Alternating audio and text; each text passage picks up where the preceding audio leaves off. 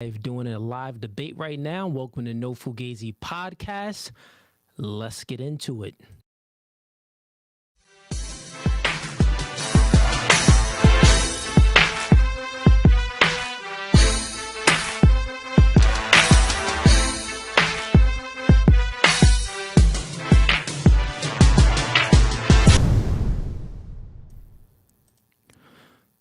All right, we are back, ladies and gents. We are currently live right now on Facebook and YouTube. If you are tuned in, then like the channel, subscribe to the channel.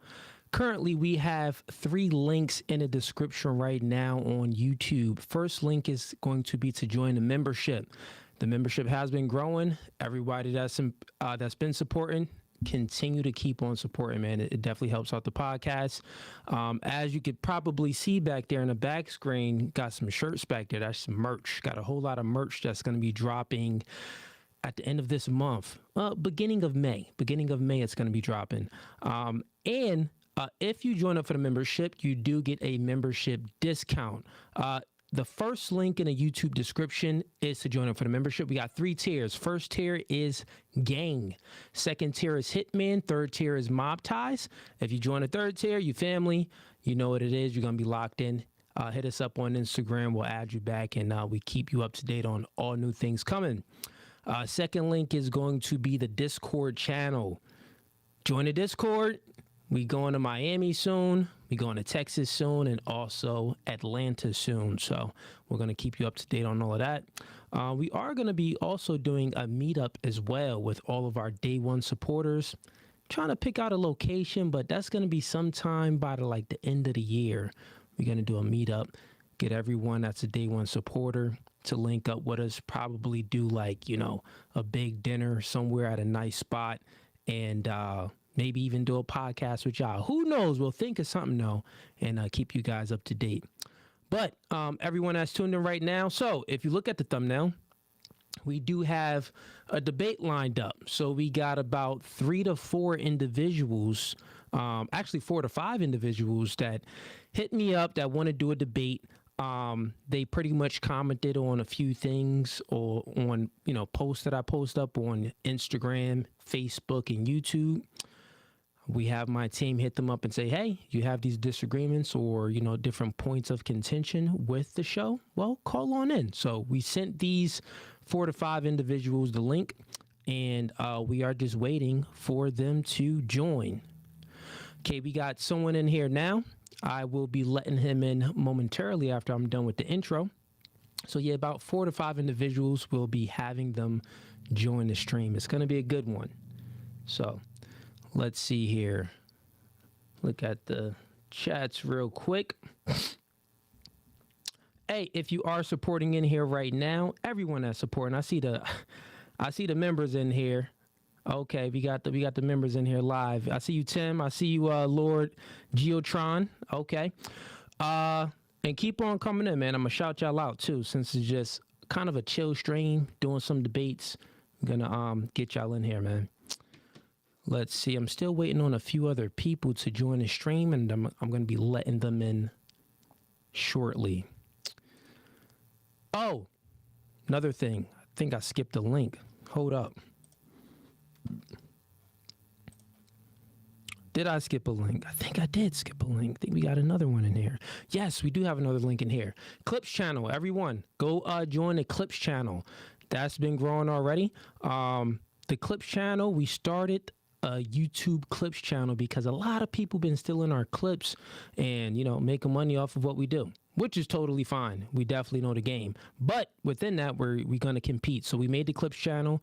I got one of my producers going on posting clips like every day, shorts, and then also about 10 to 20 minute clips as well.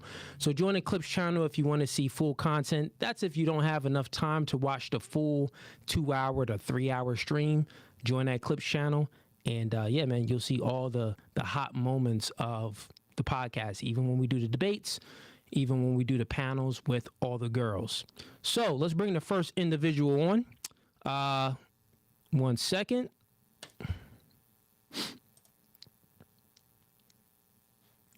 Yo, You are live with No Fugazee podcast. State your name and where you from. My name is Quasi. I'm from Jersey, South Jersey. Qu- Quasi from South Jersey. What part of South Jersey, man? Sicklerville. You said Sicklerville. Yeah, Sicklerville, New Jersey. I never heard of that. What is that near? It's near it's Cherry Hill. If you know anything about New Jersey, most South Jersey, you most likely heard about Cherry Hill area. It's not too Cherry far Hill. from that Okay, area. got it. Yeah, I know where Cherry Hill Yeah, is. Okay, so you're not yeah, too far from Philly then. You're not too far from the yeah. border No, of no, no, no. Like yeah. 15 minutes. Yeah, Got you, real man. close to Yo, Philly. so what's going on, brother? What did you want to discuss today in debate? I mean, about not most of the time I always agree with you, but on that topic, I don't think it's simping if you pay for it sometimes because time is money, and if your only goal is the box, and if you can just throw some money at the box and get the box, it's a better choice than to have to waste your time talking to this girl, maybe getting to know her. Sometimes that's just not worth it. Got you. I'm gonna actually go ahead and play the clip for the supporters here. So give me a second. I'll go ahead and bring that up so they know exactly what you're referring to. Let's see. All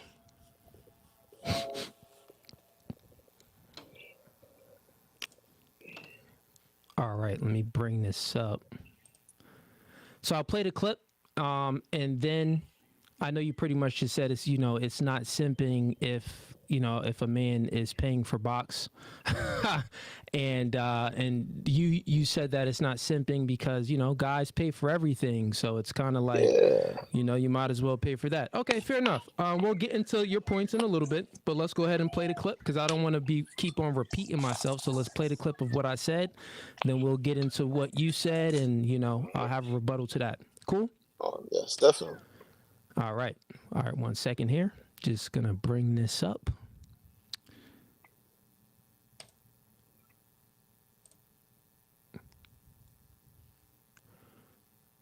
Okay, let's see.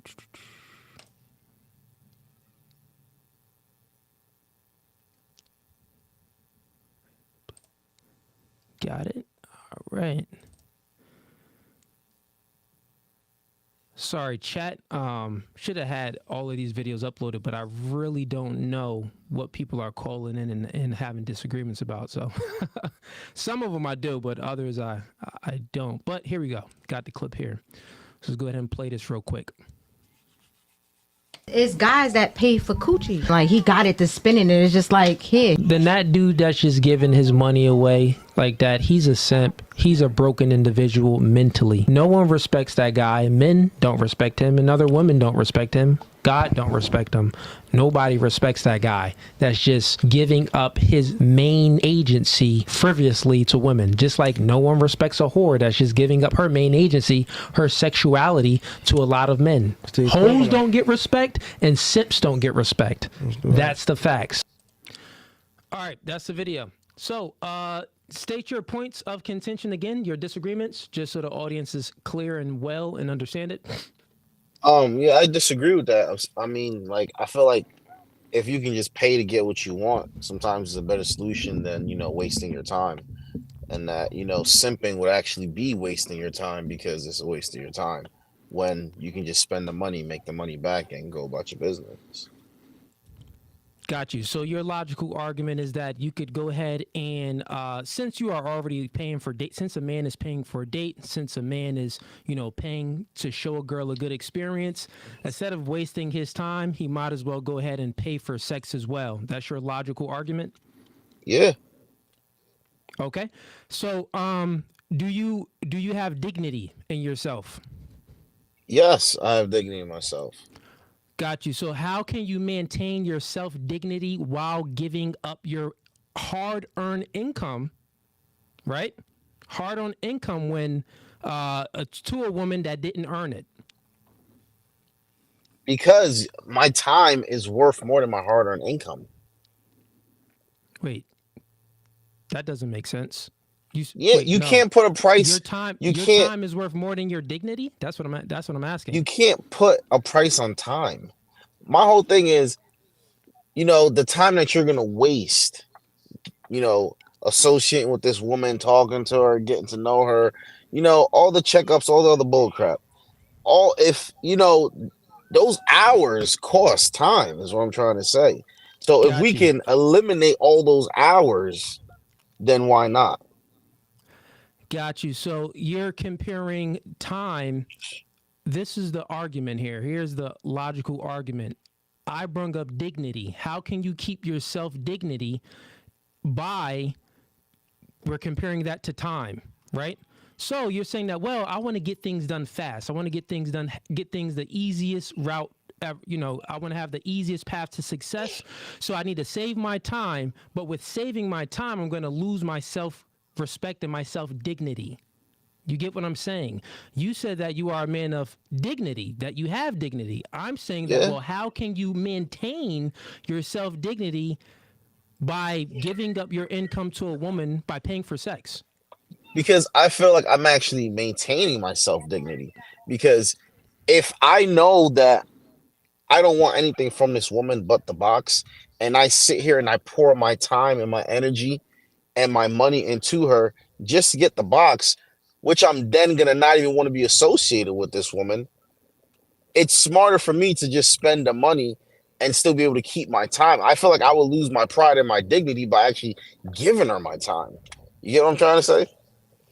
I understand what you're saying, and what I'm saying, it just doesn't correlate. So anything that you give It's like away I for feel like in a free, situation it's like a lose-lose. You know what I'm let trying me to say? finish. Got you. I got you. Let me finish. Anything you give away for free without it earned, you lose dignity, and the other person can't respect you.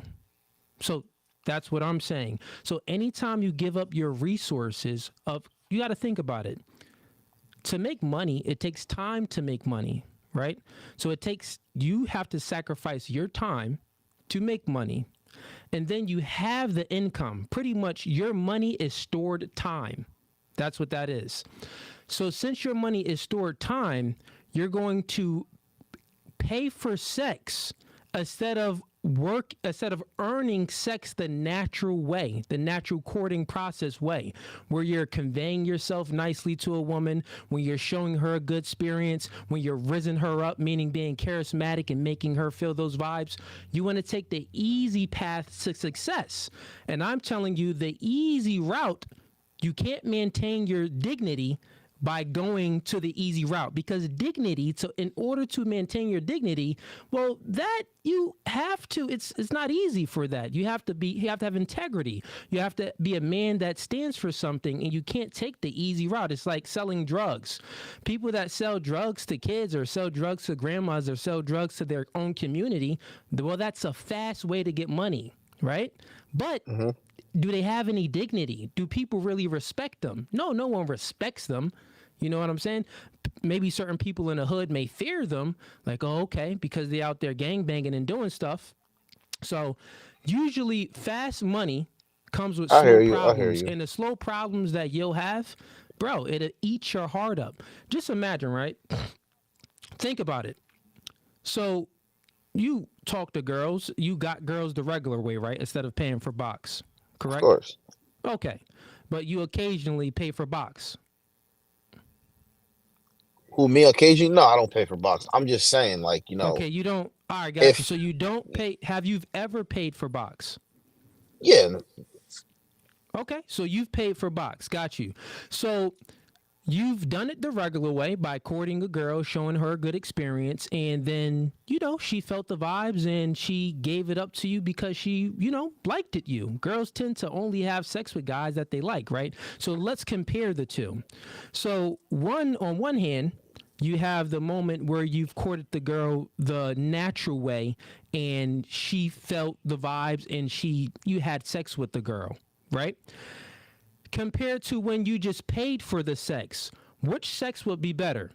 Paying for the sex where it's like, oh, okay, here, girl, or actually earning the girl's respect and earning the girl's that true femininity and submissive nature from you. It's something very special when a girl really likes you and she wants to I be knew where feminine you were and taking this. submissive I to knew you. where you were I get taking what you're saying. this. Let me finish. It's something about a woman where, she just feels that natural connection and she's submissive to you, but you didn't pay for it. That, getting head from a chick that, loves you or that's just into you feels much better. I'm sure she's sucking your dick much better from if you pay for it. If you pay for it, she's like, let me go ahead and get the job done and collect this cash. If she really likes you, she's being submissive to you. She's doing her thing down there. And sorry, excuse me about the sodomy. I'm just giving this guy an example. But go ahead. Yeah, you're right. You're right. I mean, like, you're right. Because Okay, also, so, like, one thing. Do you concede on that point? So you've yes, experienced yes. girls. Okay, so you've experienced girls where you got sex from naturally, and then you also experienced girls where you paid for it, and you do concede that the sex was better and the head was better. The entire sexual act was better when you actually got it when a chick liked you. Correct? Yep. Okay, so therefore, let's bring it back to my original point. How can you maintain your dignity by paying for box? Do you concede to that point too, that you can't maintain your dignity by paying for box? Yes. All right. End of discussion. Anything else, man? Nah. I mean, I hear you. I hear you. I hear you. I hear you. Okay. So look, here's what I advise you to do, man. You from Jersey? I'm from Jersey too. Man, don't take the easy route. And don't even be, just being promiscuous and stuff like that, man. How old are you? Me? I'm Yeah. 36. 36, bro. All right. Any kids? Yeah, I got two. Yeah, this nigga. Okay, 2 kids. Fair enough. I got 2 kids too. All right. So as a 36-year-old man, you got 2 kids. You working? Honest living? Always, yeah. Okay, you working honest living, man. Okay, man. So think about it. I'm sure you, in some point of your life, you want to meet a girl that truly loves you and truly is going to submit to you and fully just share her full feminine nature with you, and you're going to have a good life with this woman. I'm sure that's what you want. You're not gay, right? I'm sure you want something real, right? Of course. Okay, cool. So if you want something real, you can't pay for it, bro. Go out there and earn it the honest way, and you'll experience a better side of women. Because I always say this too when I coach guys. It's like you tend to see the both parties, the guy that's paying for box and the woman that's selling box. They tend to see the harsh, raw nature of the opposite sex. Because when you're paying for box, you're really just, slutting her out and you treating her very disrespectful. You don't care about her at all. On the flip side, she's being disrespected. She's being not cared about at all. And she's seeing the very hard, carnal nature of a man. And you're seeing the carnal nature of a woman. Women are hypergamous. She's doing things just for the money. Men are polygamous, really, meaning that they want quantity. He's doing anything for sex, right? Like giving his resources. So it's just a very immoral act on both ends.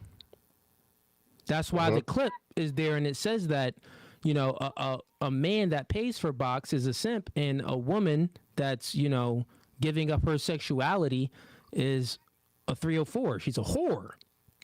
There's nothing moral about it. So I challenge you, man. I'll leave you with that. I'll challenge you, man, to, and go out, talk to chicks, and you'll have a better experience. You have a daughter? Yeah. God dang, man, you got a daughter. Would you want your daughter selling box? Would you want your daughter, having a dude approach your daughter to give her money for some box? You wouldn't want that, man. So you could change, bro. Oh, of You still course. got time? Yeah. All right, bro. I'll leave you to All that, right, bro. Thank you for tuning in today and also joining this debate. Peace. All right, so. All right, chat. Homie got obliterated. I always say, bro, don't pay for box. It's weird. You shouldn't be steeping that low to pay for a woman's sexuality at all. it's nothing good comes from it. Everyone that's in the stream right now on Facebook, I'm going to go ahead and close down the Facebook stream, and you can come on over to YouTube. That's No Fugazi Podcast on YouTube. I have a few more people that we are waiting on, so we are going to get to this soon. We got some more people joining the stream to debate. All right. Yeah, so everyone that's on, actually, let me see the people that's on Facebook real quick, because sometimes we be having some haters. I'll allow all y'all to come in.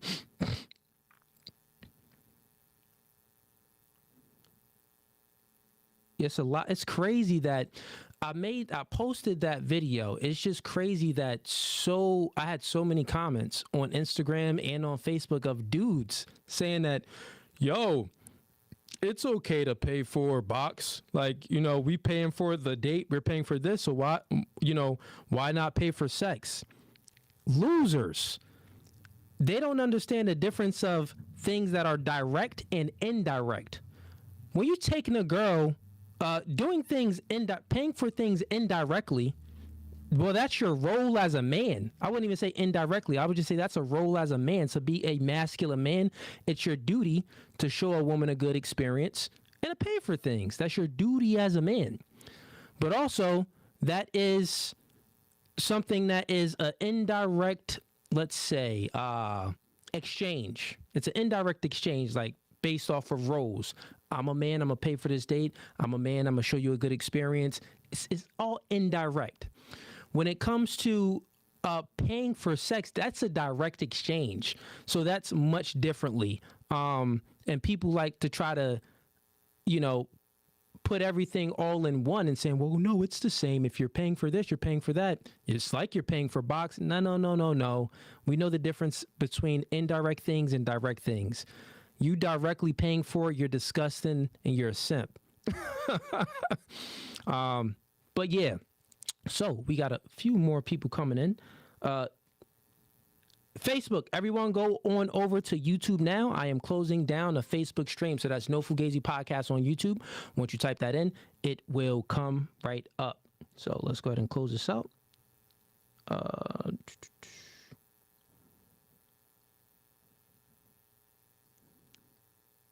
All right, Facebook stream is closed. I'm waiting for, so we got one down. I think we got about 3 or 4 more people to go. Let's see where they are at.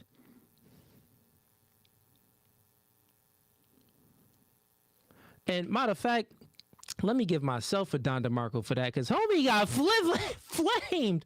Yo, homie got flamed. He conceded on all points. Crazy.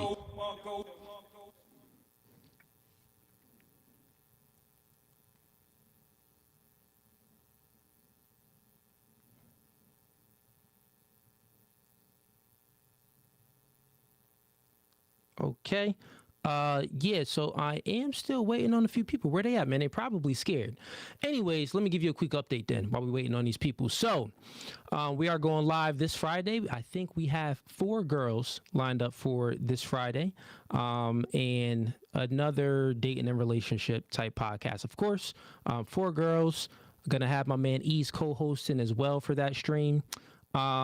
Sign up for the Discord. That is the second link in the YouTube description. Go ahead and join the Discord. It's free.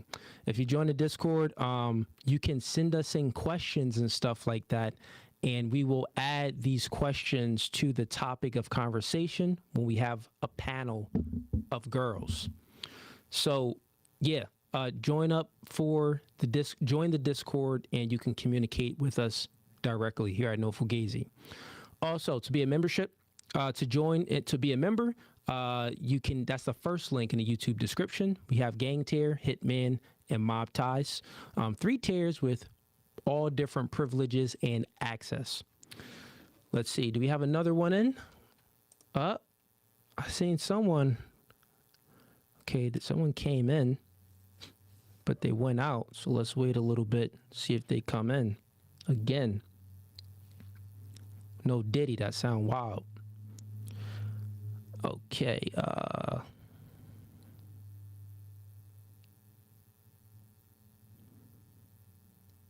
Let's see. Let's see what the chat is talking about right now, too. Okay. Do we got any super chats in here? We do. So we have Moreno Flo. He sends in $2. Thanks for the support, man. We have Lord Geotron sends in $2. He says, Jafakins do it all the time. They are proud simps.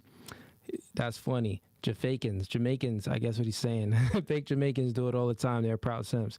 Yeah, man, don't pay for box, man. You won't get the best experience from the opposite sex. It's weird. It's immoral. It's trash. We have Moreno Flo sends in $2 again. He says, "Preach, Cooley. The cat gets to the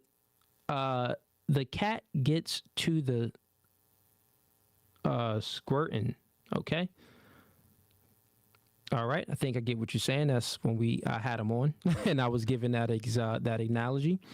We have Lord Geotron again sends in $5. I show support, Lord Geotron. You definitely do, man. Thank you for that. So we are waiting for a few people right now to join the live stream, man. So let me just let you guys know, and they are all in the thumbnail. That guy that joined, that was actually the fourth guy that was supposed to join, and he's not in the thumbnail. But the people that are in the thumbnail, let me actually bring it up and let you guys know the topics that we'll be talking about. So I got another guy joining the live stream. I believe he's from New Orleans or Texas, and he believes that the black woman is God. He believes that a woman is God. So we're going to debate on that and nonsense. But then we have, let's see here. We have another woman. She went in and then went out. She probably seen how homie got obliterated and was like, you know what? I don't want none of this sauce. Let me get up out of here. Hold up. Okay, and the other topic will be, let's see here.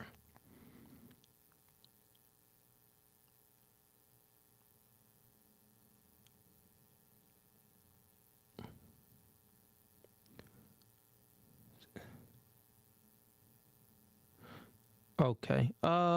Yeah, actually I don't even have the topics for today. I thought my assistant sent the topics over for the other ones, but I don't. So yeah, that's totally fine. We'll have them join the stream whenever they join, and we'll have this debate. Everyone that's in the chat right now, bear with us while we are waiting for these haters to join the stream. We have Lord Geotron again supporting, man. I appreciate that, buddy. He says, you guys are cool with me. Yo, you cool with us too, man. Appreciate it, bro. Really appreciate it. So yeah, let's see where these haters. Yo, it's crazy, man. I do a stream. One, I post clips. We go live.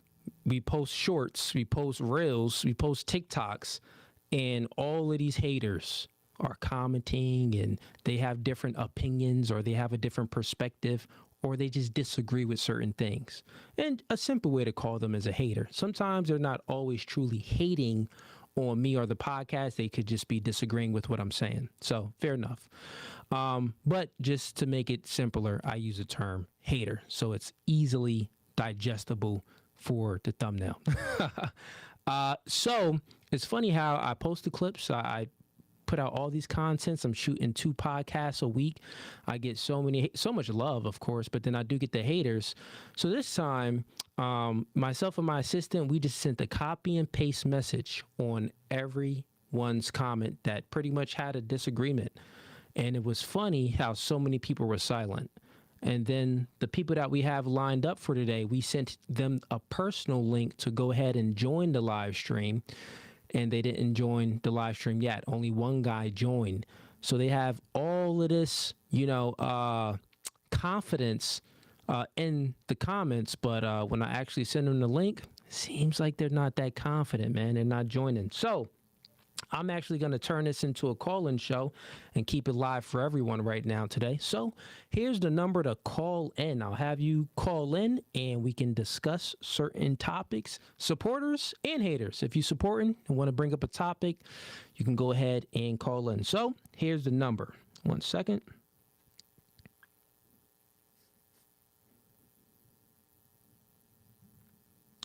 So the number is 732-929-7814. Again, that's 732-929-7814. I will also put this number in the chat. I got y'all. Gonna do that right now.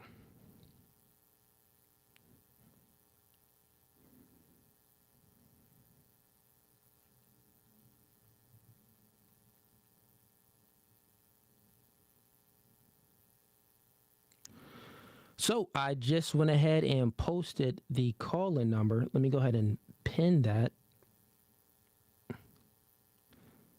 Okay, we got a call coming in. Let's see.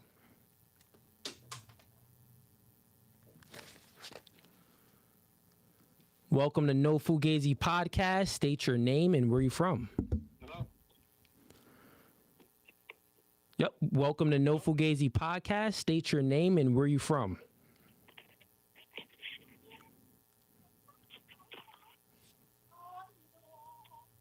Yo. All right. That nigga not picking up. Let's get to another one. Let me go ahead and also post a number in the description. I got y'all, chat. Since we're waiting on these haters to call in so we could do this debate, to join the live stream, I'll put the link in here. Well, actually, you know what? Do something better for y'all. Forget the call-in number. I'm going to actually put the link to join the live stream so you can join the stream and show your face. That's better. Let me go ahead and get that link real quick.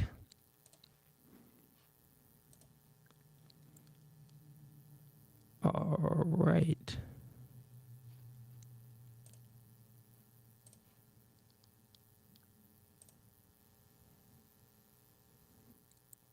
Guess I'll take this call real quick. Copy link. Okay. Did they? Let's call him back. Yo, you are live with No Fugazee Podcast. State your name and where you from. Hey, this is Joshua. I'm calling from Oregon. Joshua calling from Oregon. What's up, man? Talk to me. Hey, man. I've never called a radio station or nobody in my life, man, but I really appreciate your podcast. Yo, I appreciate it. Yep. Thank you. Thank you, man. So thank you. And God bless you, man. So I just separated. I just put my boundaries up. I got involved. Okay, so and I'm saying this.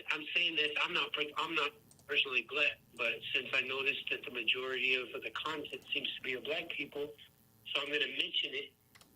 I was just with this black woman, right, and gave her the ring right after I met her. Well, 2 kids. let's get some clarity. What race are you? I'm Hispanic. Okay, cool. I had a healthy marriage for 7 years with a Dominican woman. She had a complication in the pregnancy and pregnant with our 4th child. So she passed away suddenly in July of 22. So I've got my 19-year-old. Okay, what's your question, man? You got a question for me? Yeah. My question is, so I had to get away because no matter what I did with this woman, I tried to marry her. She got pregnant. I got her pregnant. She always put off the marriage. I had to get away because nothing but toxicity,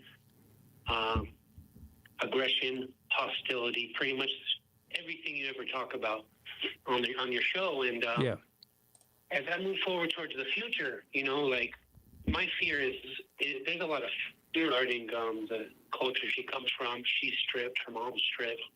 So you tried to marry a stripper? Well, I mean, no, that had been in her past. You know, it has been many years since she did that. Yeah, well, that's a stripper. Like, excuse me? That would be, she's a former stripper. A former stripper. Do you think a woman, would want to, because you got to give it, trying to give an equal opposite equivalent, it won't be equivalent, but just for the purpose so you can understand. Do you think a woman would take a guy serious or take a guy serious in a relationship or even in dating that a guy that was a pedophile in his past? Probably not, right? Women are sensitive. It's more than likely not.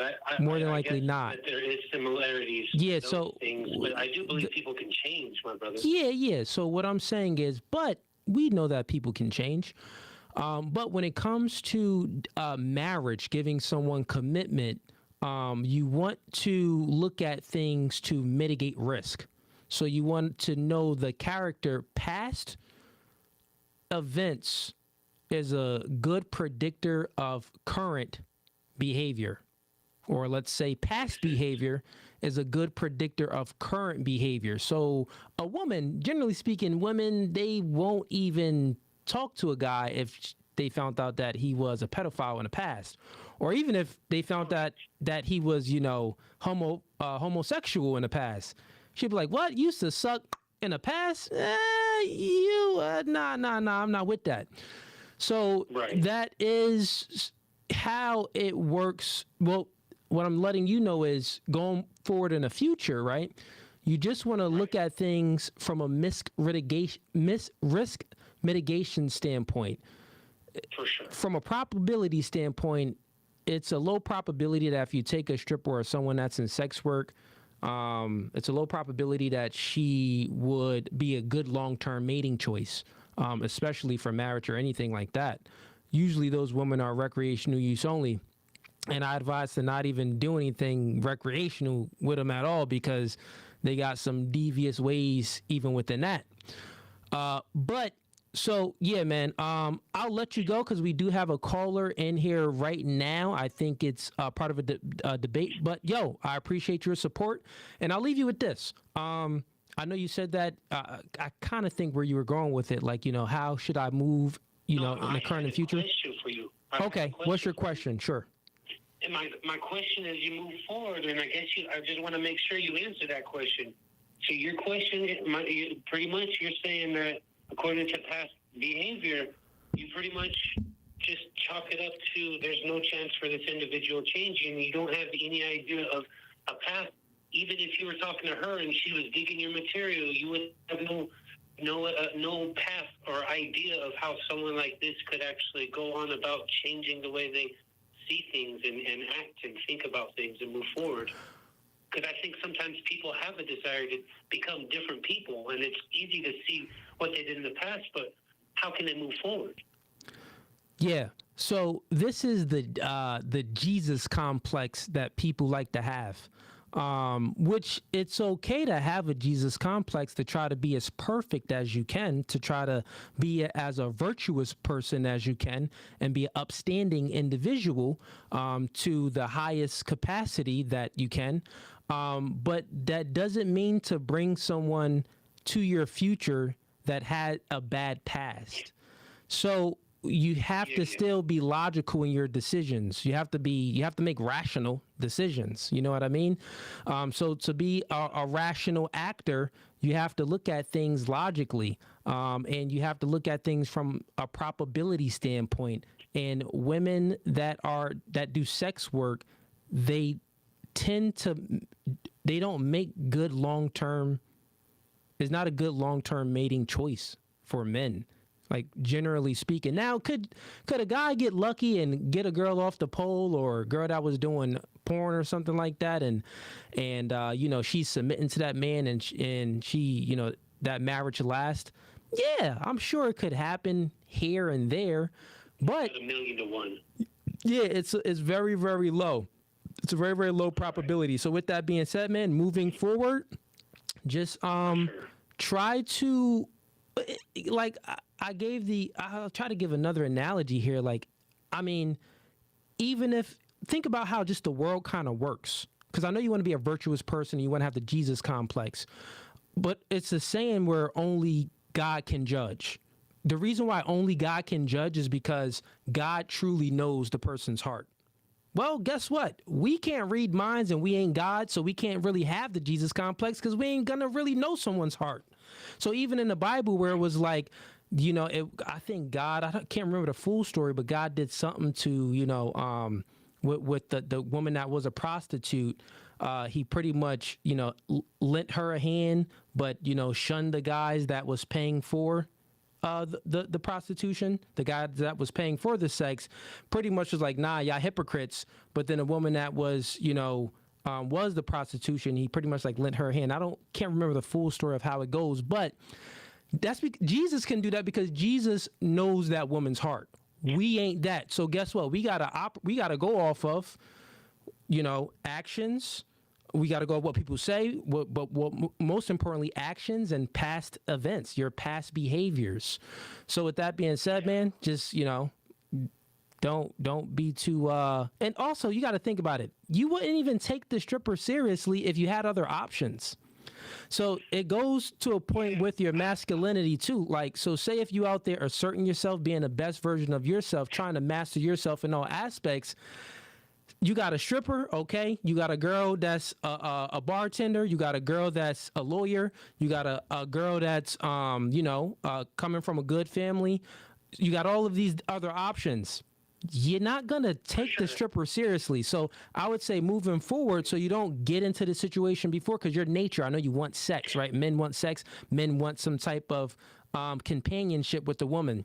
So to really not get into this situation again, you need to work on yourself, self-improve, get into the gym, try to make some more money, and try to improve your mental mind state.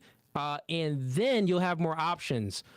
Once you have more options, that'll create an abundance mindset. When you got an abundance mindset, you'll be intolerant of females' inadequacies because you have other girls to choose from. But I'll let you go, man. I got a debate to do shortly. Thank you, bro. Appreciate the support. All right, let's get into this. We got some people coming in. Alex, you are up now. I see you just came in. I'm about to let you in the stream shortly. All right, everyone that's currently in, hold up. Let me look at the chat.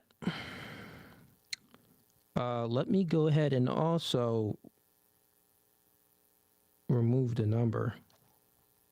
Okay, and hold up. Alex, I got you. I see Ebony entered the chat as well. We'll enter to join the live stream. 1 second.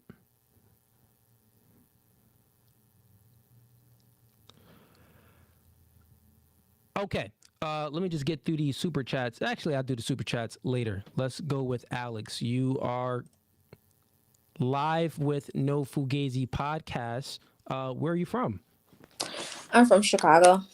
You are from Chicago. Nice. Mm-hmm. And are you in a relationship or are you single? I am engaged. Say that again. You cut out. I'm engaged. You engaged? Okay. How long you been in a relationship for? How long you been engaged for? 6 months. 6 months. Nice. Well, congrats to you. You're engaged. And do you have kids by the person you are engaged? Yeah, 3. 3 kids.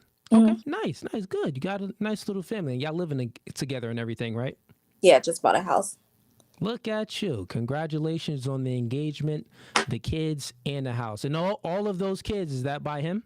Yeah. Okay. Good for y'all. So what's your question or point of contention with that we're going to discuss? Okay, so I was watching your podcast maybe a couple of weeks ago, and Lopez, you saying that the 2-week window with when you break up with a girl, like say if you was in a relationship and you broke up with your girl, so another guy has literally like 2 weeks, you said, to smash your girl because you want me to bring up the clip so we can watch it and everyone knows what we're speaking about? I'll go ahead and do that. What'd you say? Yeah, that's fine. Yeah, I'll bring it up. Give me 1 second here. Let me see the name of that clip. Was that the one where? Let me see. Go on Instagram.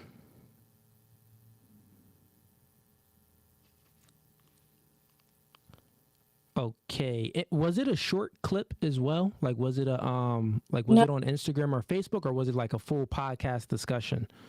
it was a podcast. It was like I think like 45 minutes if I'm not mistaken. Okay. Okay. I got you. I think I could find it here actually.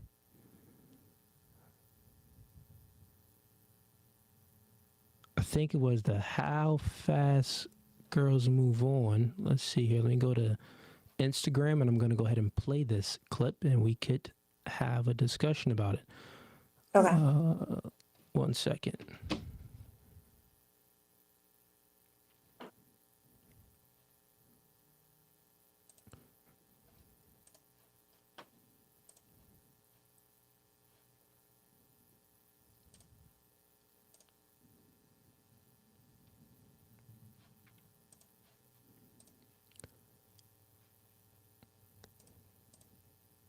Next time, chat, I'll have everything prepared for y'all, so it's not no dead air, man.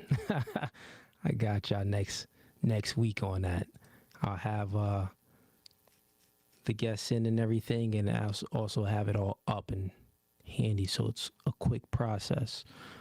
All right, let's go to IG.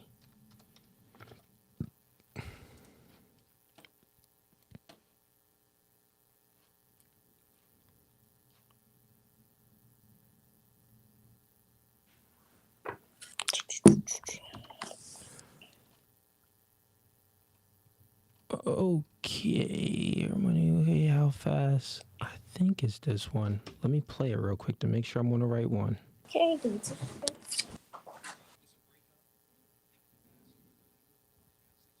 Okay, I got it here. Here goes the clip, and okay, bring it up right here.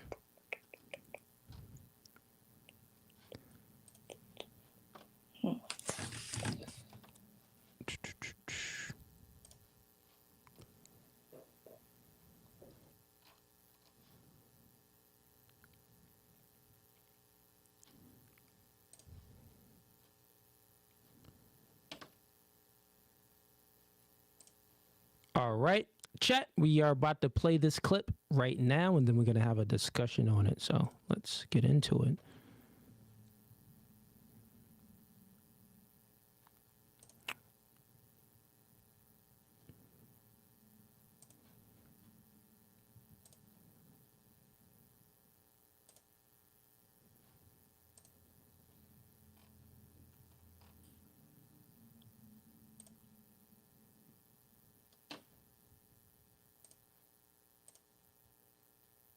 Things go wrong, like it's a breakup, how fast are you going to move on and have sex with another guy? Say like 4 months. What about you, Em? I'm gonna wait to the How long you waiting? It's gonna be a couple of months. No less than 5 months. What about you, Rachel?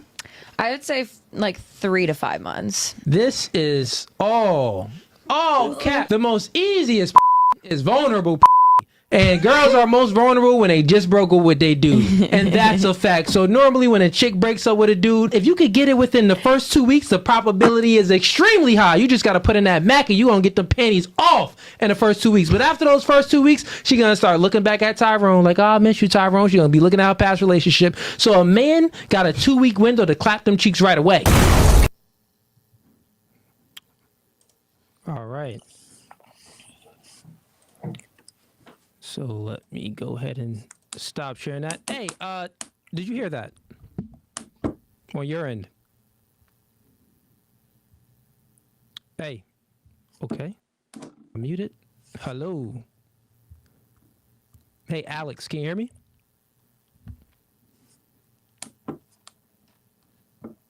Alex. What the fuck? Can you hear me? Can you hear me or no? Okay, maybe she can't hear me. Chat, put a 1 in the chat if y'all could hear me. I'm not sure why she was having audio issues. Put a 1 in the chat if y'all could hear me. Put a 2 in the chat if you can't hear me. That's a little weird.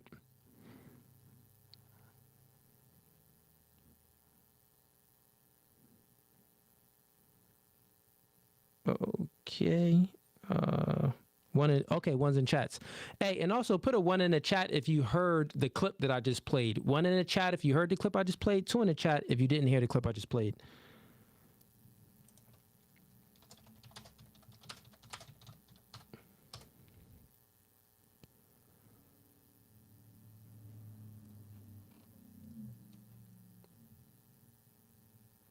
Okay, all ones. All right, perfect. So not sure what happened with Alex. I guess her, let me go ahead and close this out. I guess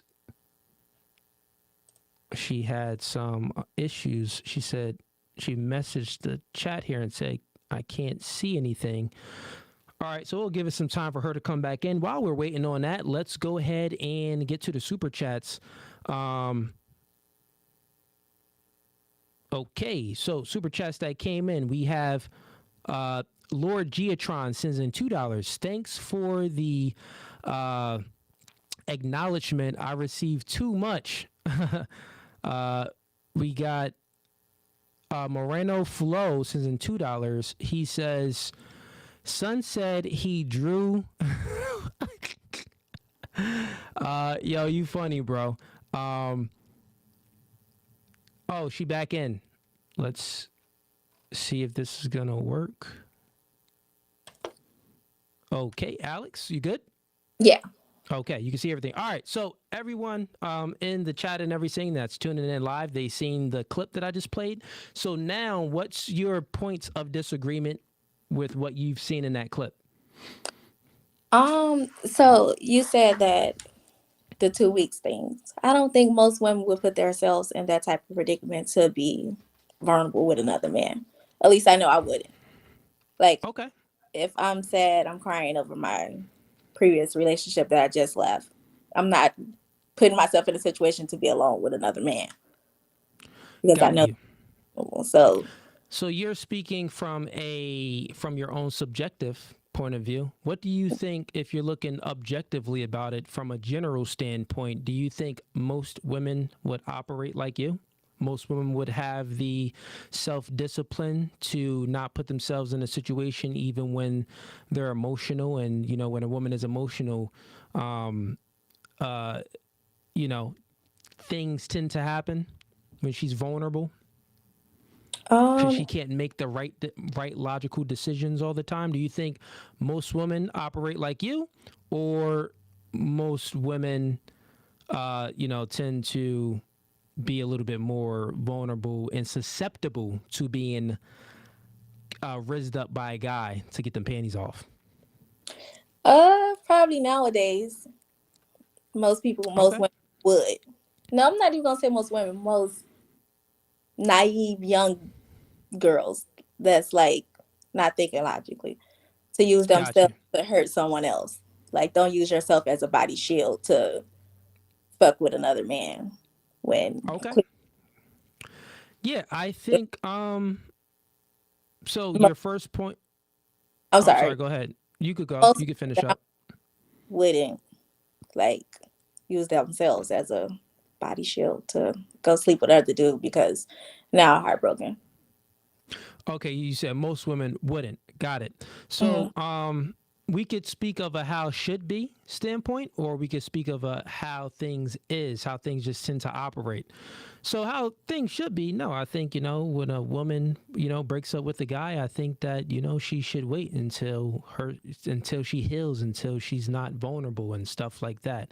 That's how things should go. And she should wait, give herself some time so she knows that she's making a discerned choice in her actions and behaviors.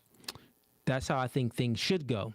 But how things are and how things tend to go in 2024 is, women are slaves to their emotions, meaning that they let their emotions get the best of them.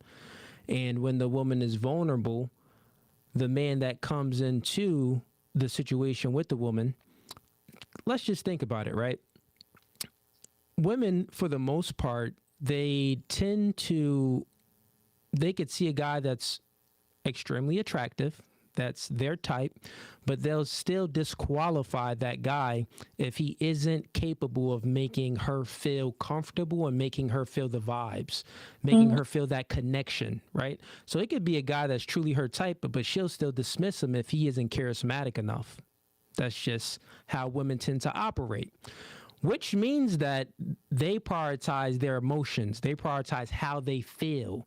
So a guy that's good with girls, his duty, if he wants to, his duty with courting that woman, or if he has motives to have sex with that woman, his duty is then to convey himself in a way, speak to the girl in a way, give her a good experience to make her feel them vibes. And then women are usually more susceptible to that naturally, even if they're not vulnerable or if they are vulnerable, right?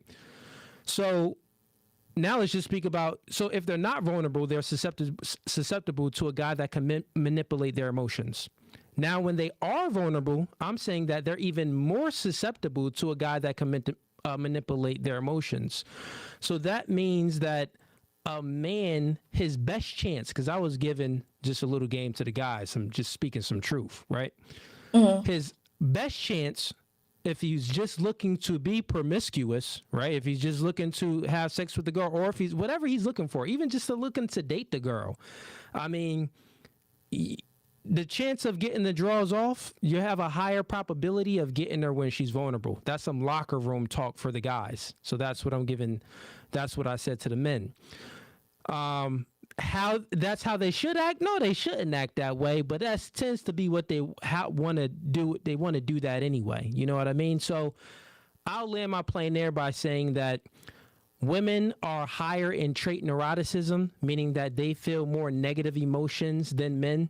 So since they feel more negative emotions than a man, when a situation happens and they break up with the guy, or the guy breaks up with them, or any type of breakup, they're feeling it at that moment. Also, since women have, just they're more emotional than men, and how they date, they look for a guy to make them feel the vibes. If the man is a good enough man to do that, then his best chance of doing that is when she's most emotional. That's what I'm saying. So, any points on that? No, I get it. I understand where he was coming from now. It's more clear. Okay. But does that make a man a predator? Like, no. How come? Because you kind of like preying on someone's weakness. Because at that moment, she's weak. No one's preying on the weakness. It could be a situation when a man is just speaking to a girl and she breaks up with the guy, or she's going through, we don't know what people are going through in their life. You know what I'm saying? So whatever someone is going through in their life, the man usually doesn't know unless he's like talking to her, like unless he's in a friend zone or something like that.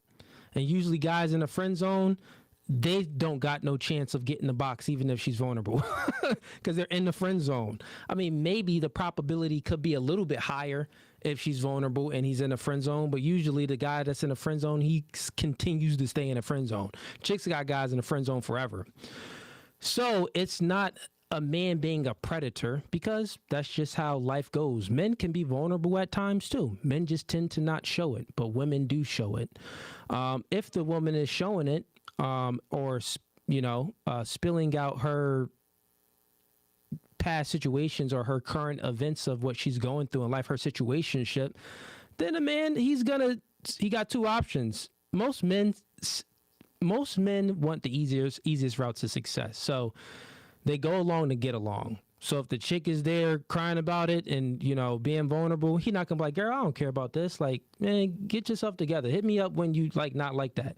No, most guys don't even operate like that. Most guys go along to get along because they want to take the girl out. They want to spend some time with the chick. So they'd be like, oh, girl, for real?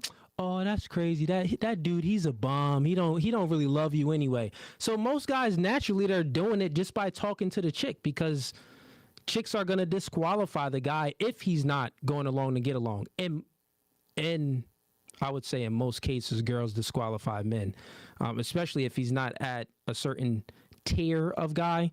He's definitely getting disqualified. Once a man reaches a certain tier, then he could just be real and be honest without being disqualified by the girl. But I tell men to always be real and be honest with girls, and don't even care if you get disqualified, because at the end of the day, I mean, it's better to be honest and be real with the chick than to lie and be, to lose your soul over just courting a little chick.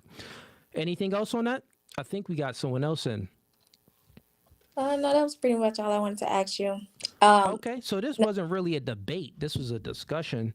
So you said that you do understand that, but you got something else? When the girl said that they wait 4 months, 4 months, 3 months, and I think somebody said 5 months, and you screamed out, you said, that's all cap. Yeah. That's not cap. Like, most women will wait to give themselves up again in like 4 to 5 months, some a year. In And that's 2024, I would say in 2024, in the age of social media, and since women get so much attention, I would say no, they are not waiting 3, 4, 6 months to hook up with the guy after they broke up with the next man.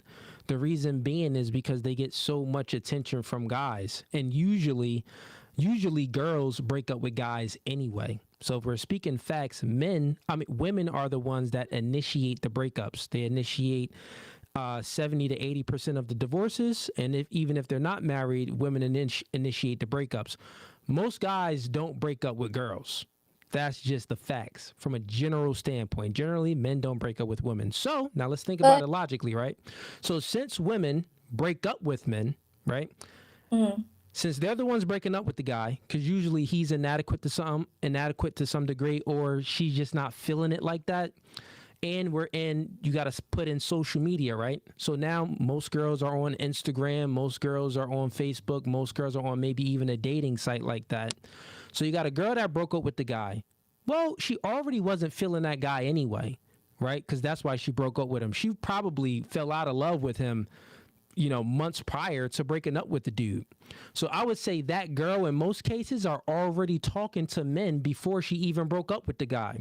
So the probability of her stepping out and having sex with a dude within the first 2 weeks is extremely high, because she already got backup plans. Most girls monkey branch.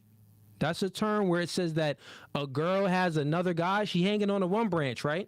She got her main dude. She hanging on to this branch. She got a main dude, but she don't like this dude. The branch is kind of loose. So she monkey branch into the stronger branch to another nigga. So that's how most females tend to operate in 2024. Maybe not yourself. You said that you're engaged and you are about to get married and you have a good man and you guys live together and stuff. That may not be your experience, but I would say from a general standpoint in 2024, that is usually women's experience. But go ahead. No, I disagree with that. I feel like men be out of relationships. You guys might not break up with the girl actually, but you be mentally out of the relationship, and you will start like changing on her, acting different. So that's why probably women initiate divorces and breakups, because they can see the change within a man. And then your man to start cheating on you, they'll move on within themselves and live double lives. So okay, so you're saying that the man normally he's doing something. You're pretty much saying that the man is the cause of the woman initiating the breakup or the divorce because of his actions and behaviors. Because men tend to mentally leave. You guys won't leave until you guys feel like, oh, I have enough. Like, you'll stay until you can tolerate just about like where you're really at your end point, and then you'll sit there and you'll tolerate it, and then you'll just up and leave one day like, oh, done with this, I'm over it. And y'all tend to woman waiting on the side. Y'all tend to move on quicker than the next woman. Most men be married again within like 6 to 8 months after being divorced. Well, I don't. That statistic isn't true. I don't have it up, but I did look at that before, and usually it's women that get into a relationship with another guy right after a breakup, and also with marriage. I'll pull it up. I wish I had my assistant here to pull it up while I'm doing this, but let's go ahead and speak about both of the points that you made.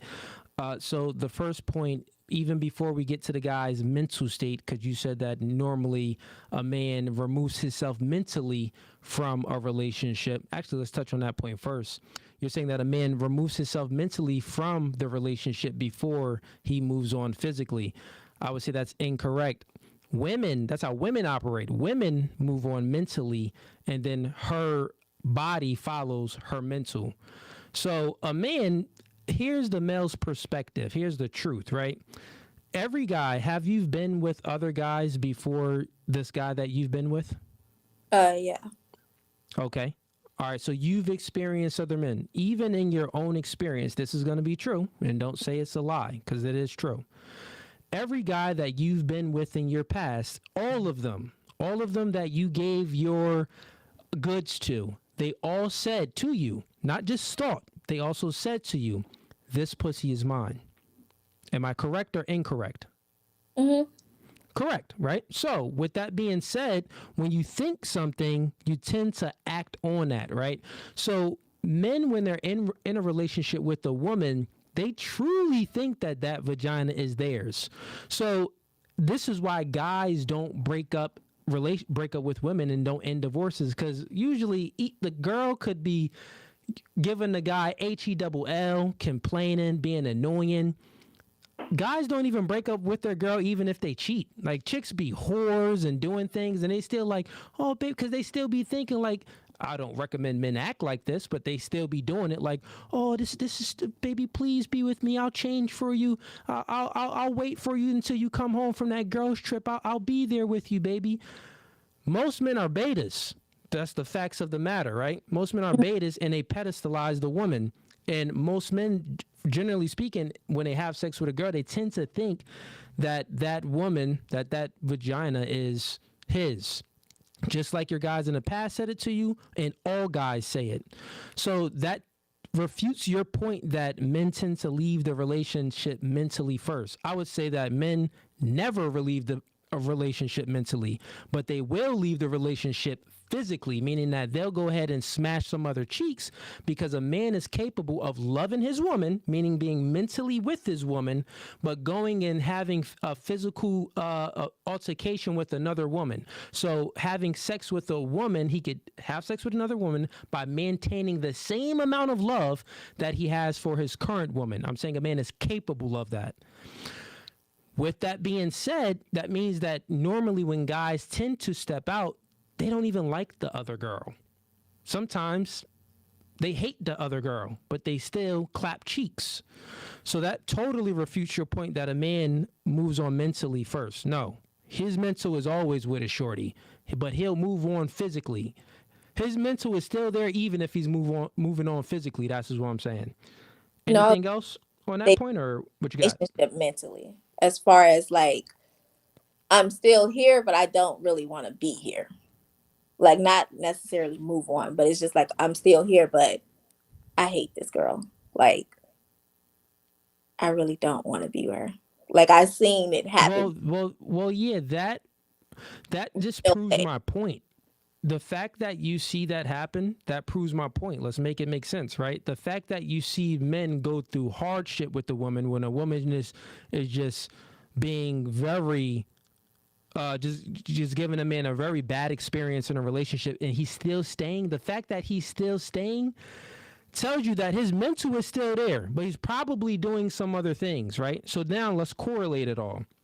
Now, you said that, well, the woman is the cause of the break. I mean, the man is the cause of the woman divorcing the man and the woman breaking up with the man. So if the man is always the cause to a committed relationship of her ending, if the man is always the cause of the woman ending the relationship, I got a question for you. Do you think that women have agency?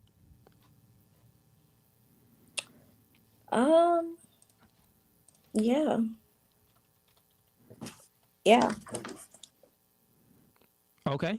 All right. So you do think that women have agency. So with agency comes responsibility, and it comes accountability. So that means that the woman, she was responsible. She's a responsible adult. right? So she's responsible for the choices that she makes, which means that she has to take accountability, right? So you can't blame things on a man. And then also, you're just saying that in not in all scenario, but you, even if you pick out some scenarios, I'm sure it's some scenarios that a man could cause the woman to break up with her. I'm sure there's some, but I would still say that there's very few. Most women, here's facts, statistics, most women that divorce men is for two reasons. The first main reason of what they actually report and what they list on the document, they say that she just wasn't, I just wasn't feeling it. I lost feelings for the guy. That's the number one reason. She lost feelings for the guy. You know what the number two reason is? What is Finances. Finances. So meaning that either she outs-earned the man, so maybe they're making whatever their financial situation is, she tends to out-earn him, or the man, was making money, but then he's not making as much. Maybe he's making $100,000 a year when they first was in a relationship. Then over time, maybe lost his job or something like that. So he's making like $50,000 because he had to take something else.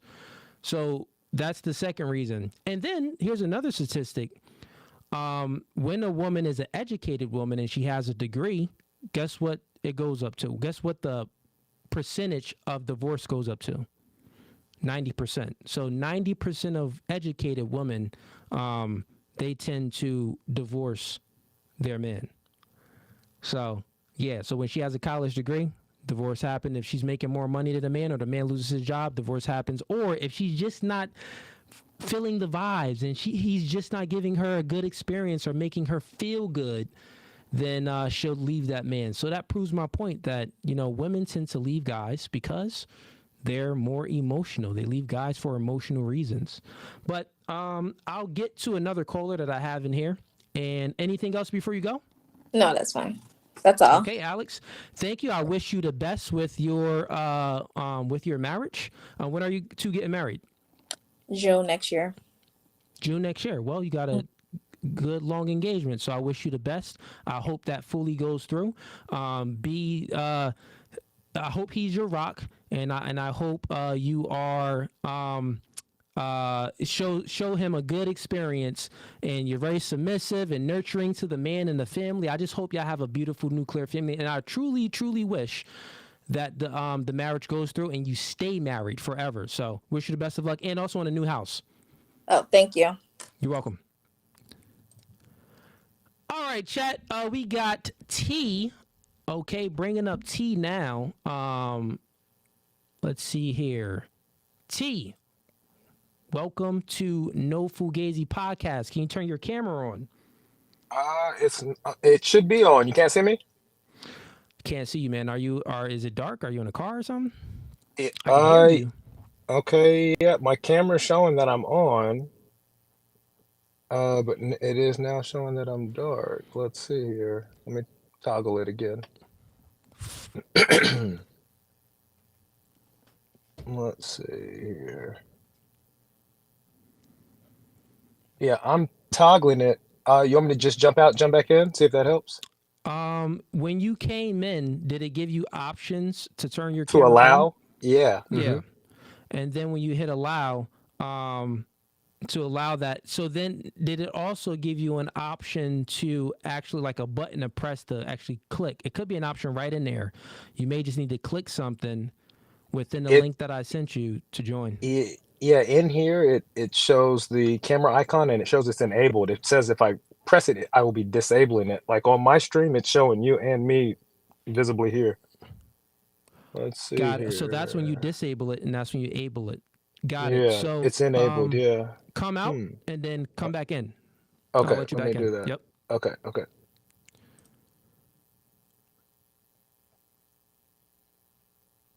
Okay, let's get to the super chats. So we got a super chat from North Africa. They just showing some support. We have North Africa again. He says, shout out to Cooley. Y'all men having a hard time in the U.S. Even guys starting to get 304. Okay, man. Yeah, even guys starting to, wife up 304s. Lord Geotron sends in $2. He says, men check out, women string along, a man won't leave. Men check out, women string along a man that won't leave. Yeah, I would say to an extent. Men check out, women string along a man. Kind of clarify what you're saying. I do agree with it on some aspect. Yes, women tend to string along a man that won't leave by, still garnering time, attention, and resources from the man. For sure. Women do that all the time. They feel comfortable. They're withholding sex for compliance, not being submissive, but they're just, still garnering time, attention, and resources from the man. So yeah, that happens. All right. We got T. All right, brother. I see you. Oh, you see me? Okay, wonderful. Yep, see you and hear you. State your name and where you from. T, Central California. T, So a little south, a little south of LA. Got it. And what are you calling in for, man? Talk to me. I guess I got some contention. That sounds good. So we can even piggyback on where you left off with Alex. The 90% of women, college-educated women that would file for divorces. Sure, yes. That's not necessarily accurate. College-educated women are more likely to stay married, but in the event of a divorce, then that's when the 90% of women are more likely to file for divorce. But if a man is trying to get married, he's more likely to stay married to a college-educated woman. I agree with that. That is correct. And I was talking to the point where in a divorce, not in just a marriage. So you got not in general. Yeah. So you got to think about it like the statistic of it's 50. The full statistic is this: 50% of marriages end in divorce. Correct. So not 70 to 80% of marriages end in divorce. Right. Okay. So now, to my understanding, right? 50%. Right. Yep. 50% of marriages end in divorce, and then of those 50%, 70 to 80% of women initiate those divorces. Correct. And then out of those divorces, if the woman is college educated, it's 90%.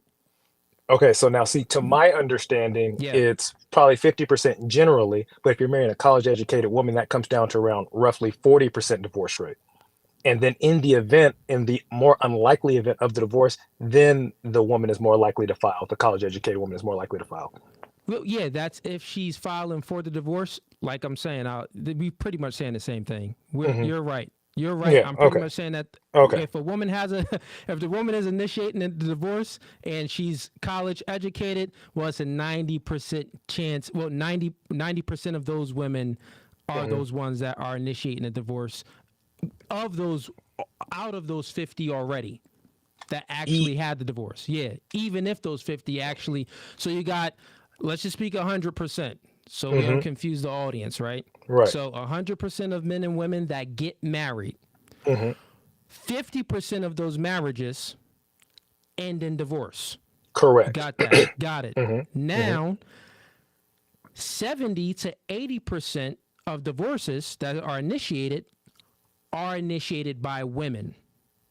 Correct. But now I think where my, and again, I'd have to double check, is going back to the way you're breaking it down. Out of 100 marriages, but we'll say out of 100 college-educated marriages, 50% are ending in divorce. Only 40% are. Yep, I'm not talking about that. Yeah. Okay. That is Gotcha. correct. Yeah. So Gotcha. we're speaking the same thing. Gotcha. So that's not a point of contention. So what do you actually have a point of contention with? My other one is I wanted to revisit this your analogy, and maybe you could break it down for me a bit further.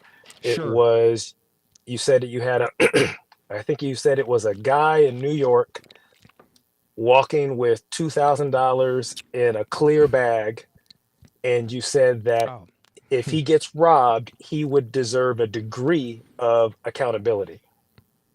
Did I summarize that accurately? Yes, you Okay. summarized it fairly accurately. I could do it.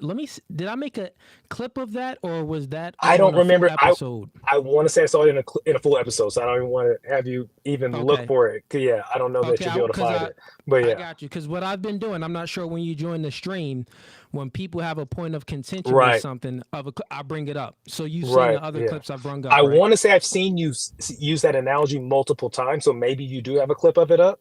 But Okay. I want to say I saw it in a full episode. I do remember using that analogy. hmm Let me hmm see if I got a clip. I'll check. hmm Maybe. Is my camera still vertical? Because it's showing me horizontal now. Are we still good? It's your horizontal. Okay, let me change it here. There we go. There you go. Yep. Okay. All right. Let me Yeah. see if I can find a clip of it. I don't know if we've made a clip, but maybe. Yeah, I My don't. clip Yeah, I team don't be know if you making did. clips. Let's see here.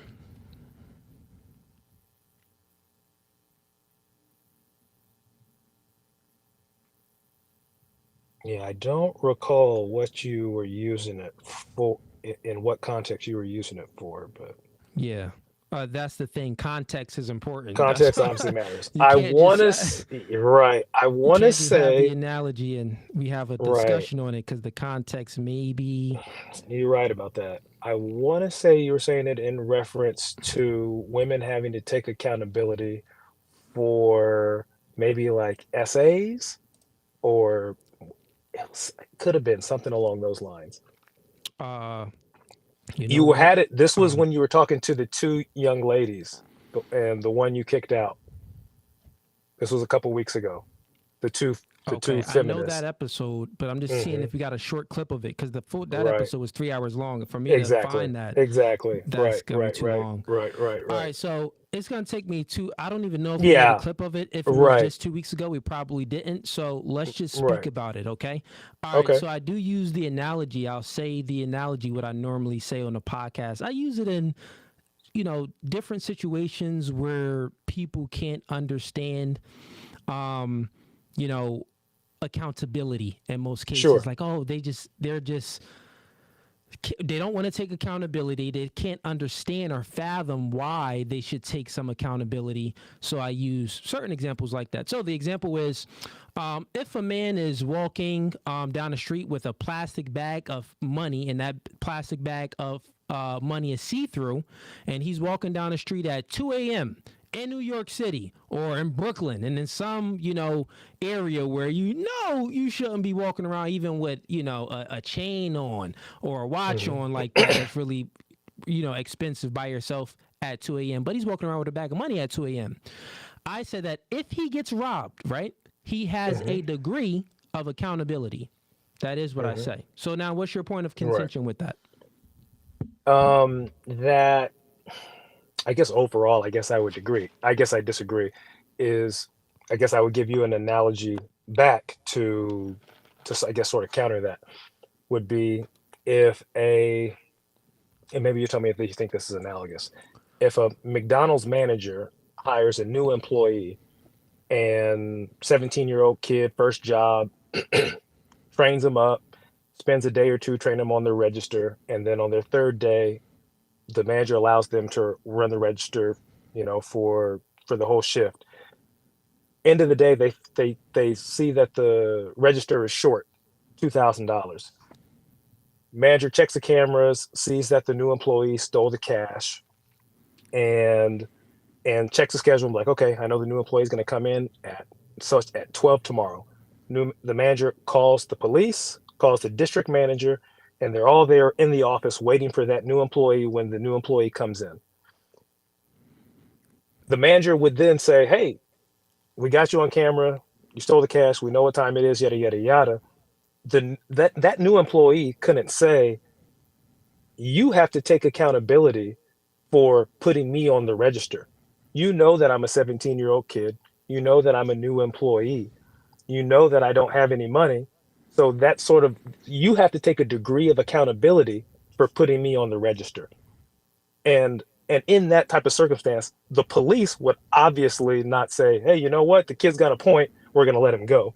The district manager wouldn't say, hey, the kid's got a point. You should never did that. So ultimately and this ties back to, I think, your analogy is the only person really at fault is the person that was breaking the law, not the person that was maybe lacking awareness by carrying the cash because they didn't do anything illegal.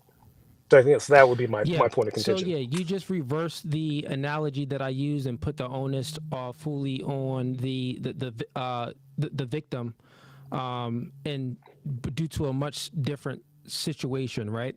So that is true. I don't agree with that.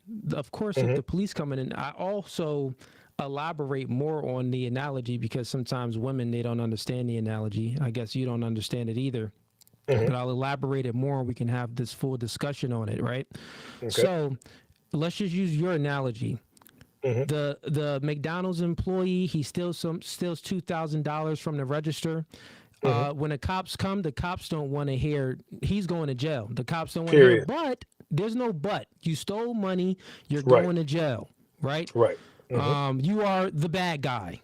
You feel what I'm saying? On the back end, though, truthful, on the back end, you know what would happen on the back end? What? Guess what? HR will get involved. HR is going to be like, okay, how can we not have this happen again? Why did this even happen? During the employment process, did we check his background? Did we do a full background check before we hired this employee? Like they'll be saying how this mistake happened. So did we do a full background check on how this happened? Did we also train him enough so he could do the job right? Did we also do the right hiring process, meaning the interview process, interviewing someone that making sure that they have good character, meaning that they could be in this environment with this team of people that's flipping burgers and putting fries in the bag. You get what I'm saying? 100%. So HR will be definitely looking at that. And I'm saying that we need to be HR.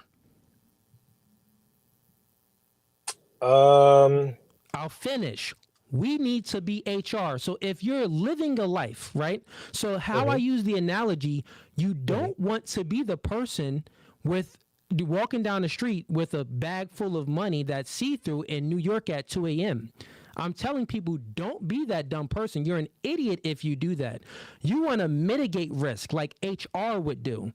HR is risk mitigation, right? That's why they have an employment process. That's why they have a background check through E-Verify, through verifying if they're a United States citizen or have a green card and things like that that can work in the U.S.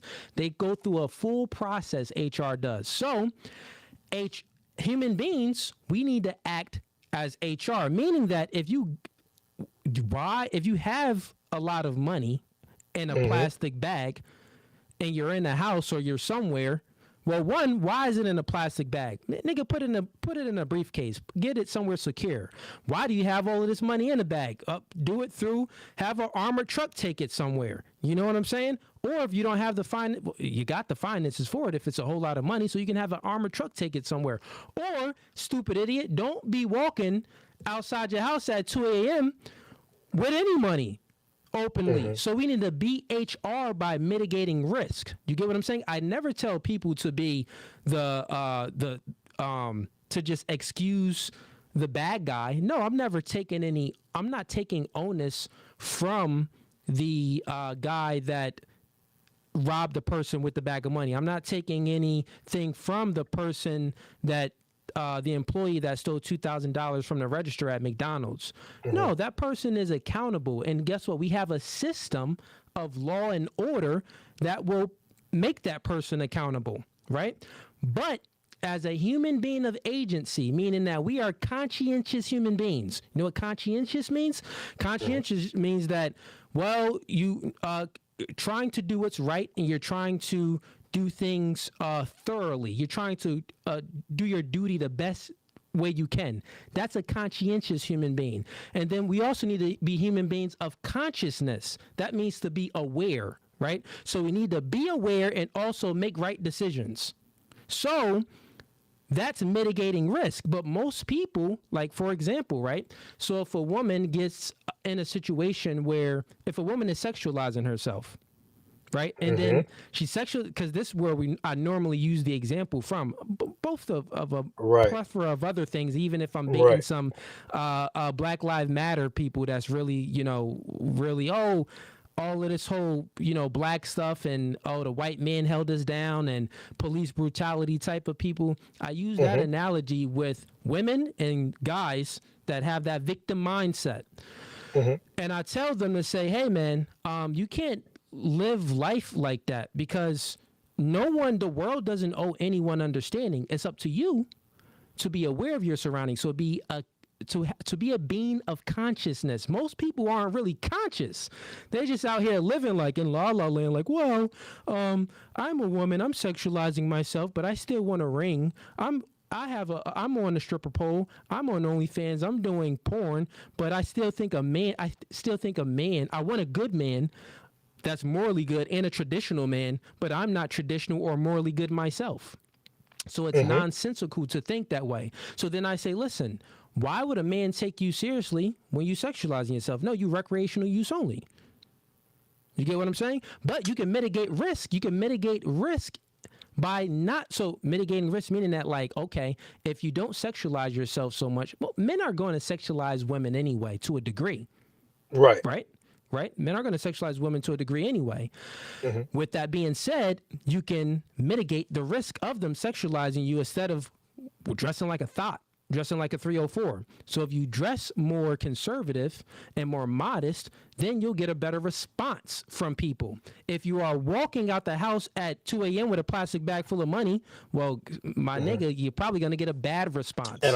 And I think that's where maybe that's where our point of contention is that Sure, I don't think that a woman should have to alter the way she dresses to quote unquote mitigate risk.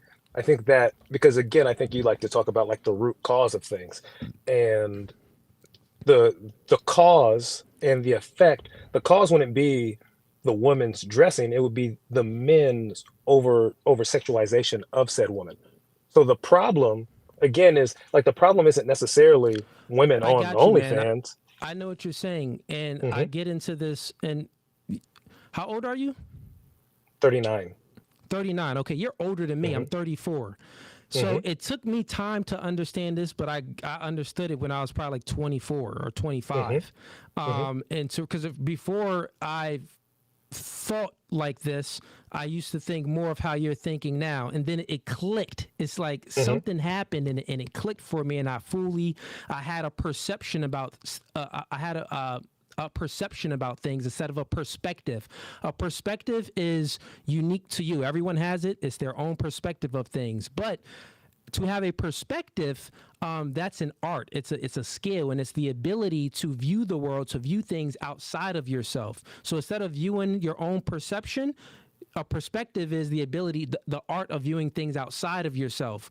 So I say this to say that when you're in a situation and you're viewing things like, okay, repeat the example that you just gave, because I want to make sure I have it right. Like the OnlyFans, like I think, for example, okay, the sexualizing. Okay, you pretty much just said that. Okay, got you. So I'll break it down this way. The world, I said it before, I'll say it again. The world doesn't owe me. What's your name again? Is it T or T. What should I call you? T. T. The world doesn't owe me or you any other understanding. The world just operates. The world is what it is, right? Not how it should be. So people can have a perception of things, of how things should be. So you could be like, well, this is how things should be, and I want to change things of how I think it should be. Well, not only just change things how it should be, because in order to change things, I have to really take action and put things into law. The morality of the society would have to change if I really wanted to get it how I think it should be. To be a being of consciousness is to be aware, meaning that despite how you think it should be, it just is what it is. Human beings are immoral. There are good people and there are bad people, right? Yeah, but you don't believe that. I got you. Right? No, there are good people and there are bad people. So let me finish real quick. There are good people and there are bad people. So since we know, do you agree that there's good people and bad people? Yes, but I don't believe in your premise, because you're ultimately, I think you tell me what you think, what you're saying. I think you're sort of saying like we just have to go with the flow I'm because not saying there's that. nothing we can do. Nope. Okay, then go ahead. Nope, not saying that. My presupposition is that there are good people and there are bad people in this world. Do you agree? Very subjective, but for the most part, yes. Okay. Do you do you believe in God? Do you believe that there are actually immoral acts and moral acts and amoral acts? Yes, yes. Okay, so you know what moral and amoral means. Immoral and moral, yes. Okay, now let's speak about amoral. Hmm. I don't think you're aware of that. So I'm not. amoral is just that's like something where it's like, okay, if you see a tiger eating another tiger Hmm. or eating another animal, that's amoral. Hmm. That's Just nature. neutral. No, it's Okay. nature. Okay. Nature, right? So Hmm. nature is amoral. It means this is how human beings tend to operate. Like we need protein, right? Okay, so we're gonna eat some meat. We could get it from Okay. peanut butter. We can get it from peanuts, but we're gonna eat this fish. We're gonna eat some chicken. We're gonna Hmm. eat some steak. Some people will look at it. Well, that's immoral. Whoa. No, stop it. Human beings are beings of agency, and we are conscious beings, Hmm. and we are conscious beings and sentient beings.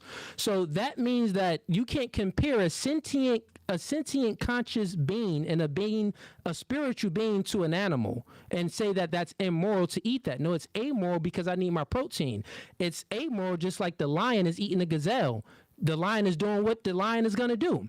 So I'm saying that in this world and society, it's nature. There are good people and there are bad people. So since we know that there are good people and bad people, which you just agreed to my presupposition, that Hmm. means that you have to be aware and the choices you have to be aware of the choices that you make to put you in the best situation instead of the worst situation, right? So Do you are you agree? saying that? I'm saying that. No, I'm saying Well, this. I need a little. As a I need to seek a little clarity. I'm seeking clarity. okay, go ahead. Are you Yeah. saying that it is within a man's nature to sexualize a woman, and that because it is within his nature, then that should not be something that we should try to mitigate? No, not saying that that's what we should try to mitigate. I'll ask you a better question to answer Okay. your question. I'll do it when I don't Okay. normally like to ask questions to answer a question, but I'm going to just do this with you to see where your logic is. Got it. There are probably, I don't know the exact number, but this is a guesstimate. There's Hmm. probably maybe over 1 billion Muslims, right? And Hmm. out of that billion Muslims, I would say it has to be half or maybe half or maybe more than half Hmm. has the woman wear hijabs, meaning that they put the full hijabs over the woman, and they've been doing this, right? They've been doing this since the beginning of time, covering up a woman's sexuality. Okay, Hmm. right? Hmm. So we know that. So if human beings, and there's billions of them that still operate this way till this day, right? Hmm. Hmm. They do what they have to do to mitigate risk by covering a woman's sexuality. Do you Hmm. think that's nature or do you think that's nurture? Nurture. No, it's nature, meaning that It. I It's nurture. don't think It's you understood nurture. me. I'm saying that it's the reason why they're doing it is because they know it's in a man's nature to sexualize a woman. But the way that they are doing it and the The way that way they are that they are making doing it laws. is the way that the way that they are doing it is nurture. But I'm saying that the Correct. reason why they're doing it is because of nature. I They think I would not. disagree. Okay, cool. That's totally fine. So here's where we Hmm. can have a discussion of. So now my question is, why are there at least 1 billion people now, and since Hmm. the beginning of time, Hmm. did what they had to do to mitigate risk by not sexualizing a woman or covering up a woman's sexuality? Why do you think that they did that if it's not nature? I think that it was the easiest way to do within the power dynamic, which is why I would say this. it would, and maybe this is probably not. Yo, camera went off, bro.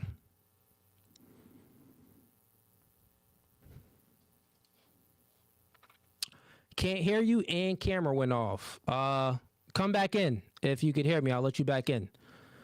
So, chat, everyone that's tuned in right now, we are currently live on YouTube. Go ahead, yo, if you win, don't be a ninja watcher. Click the like button. Yeah, because we about to get back into this debate, and this is easy. I'm gonna try to do it in a not so harsh manner. I'm gonna be respectable and trying to just coach him through it because I actually want him to understand and to actually get the full perspective here, because I think he's still thinking one-sided instead of having an actual perspective about things, so he could see things like, well, if there's millions of people doing this, it's for a reason. And I'll break it down to y'all even more if y'all really like, Cooley, where are you going with this? I'll break it down more when he comes back in. Let's get to the super chats. So here we go. Super chats.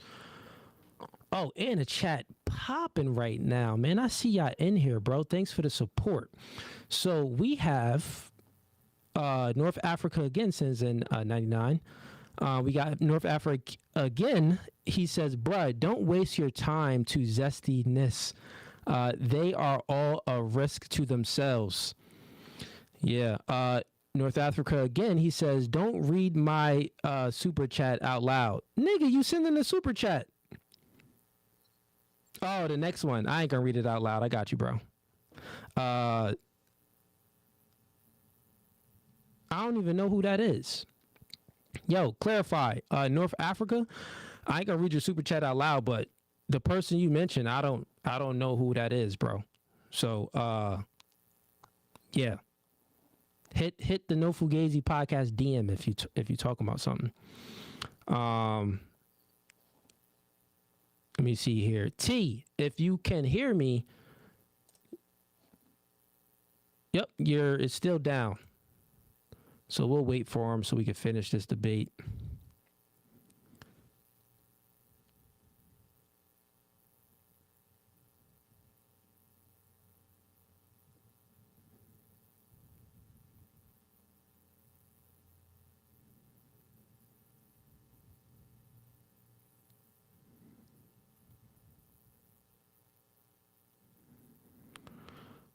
All right, chat. Let's see. Do we have anybody else? Maybe he isn't coming in. All right. Well, if he isn't coming in, I'll go ahead and do my closing point on that to what I was pretty much just explaining. So, in regards to women sexualizing themselves, he's pretty much saying that, well, the men shouldn't be sexualizing women. I agree. Men shouldn't be sexualizing women. But can you stop men from sexualizing women? No, you can't stop men from sexualizing women.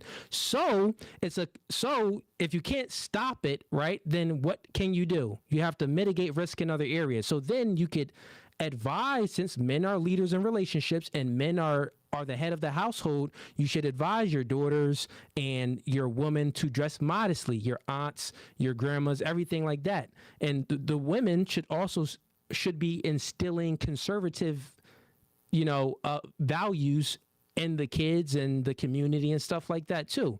So since you can't stop all the bad guys, right? You can do things to mitigate that risk. So dress more modestly. And then we got over 1 billion Muslims that have the women wear the hijabs, or maybe it's over 1 billion Muslims for sure that practice Islam in the world. But I don't know the exact amount of which Muslims actually make the woman wear the hijabs. It could be under 1 billion, but it's definitely over 500 million. So, and it's definitely been since the beginning of time. So the reason why they're doing that is because it's in a man's nature to have a sexual eye for women. And I mean, hey, that's something that's amoral. It's something that's almost amoral. Like, okay, when a guy looks at a girl, we all know the phrase, men tend to fall in love with their eyes and women tend to fall in love with their ears.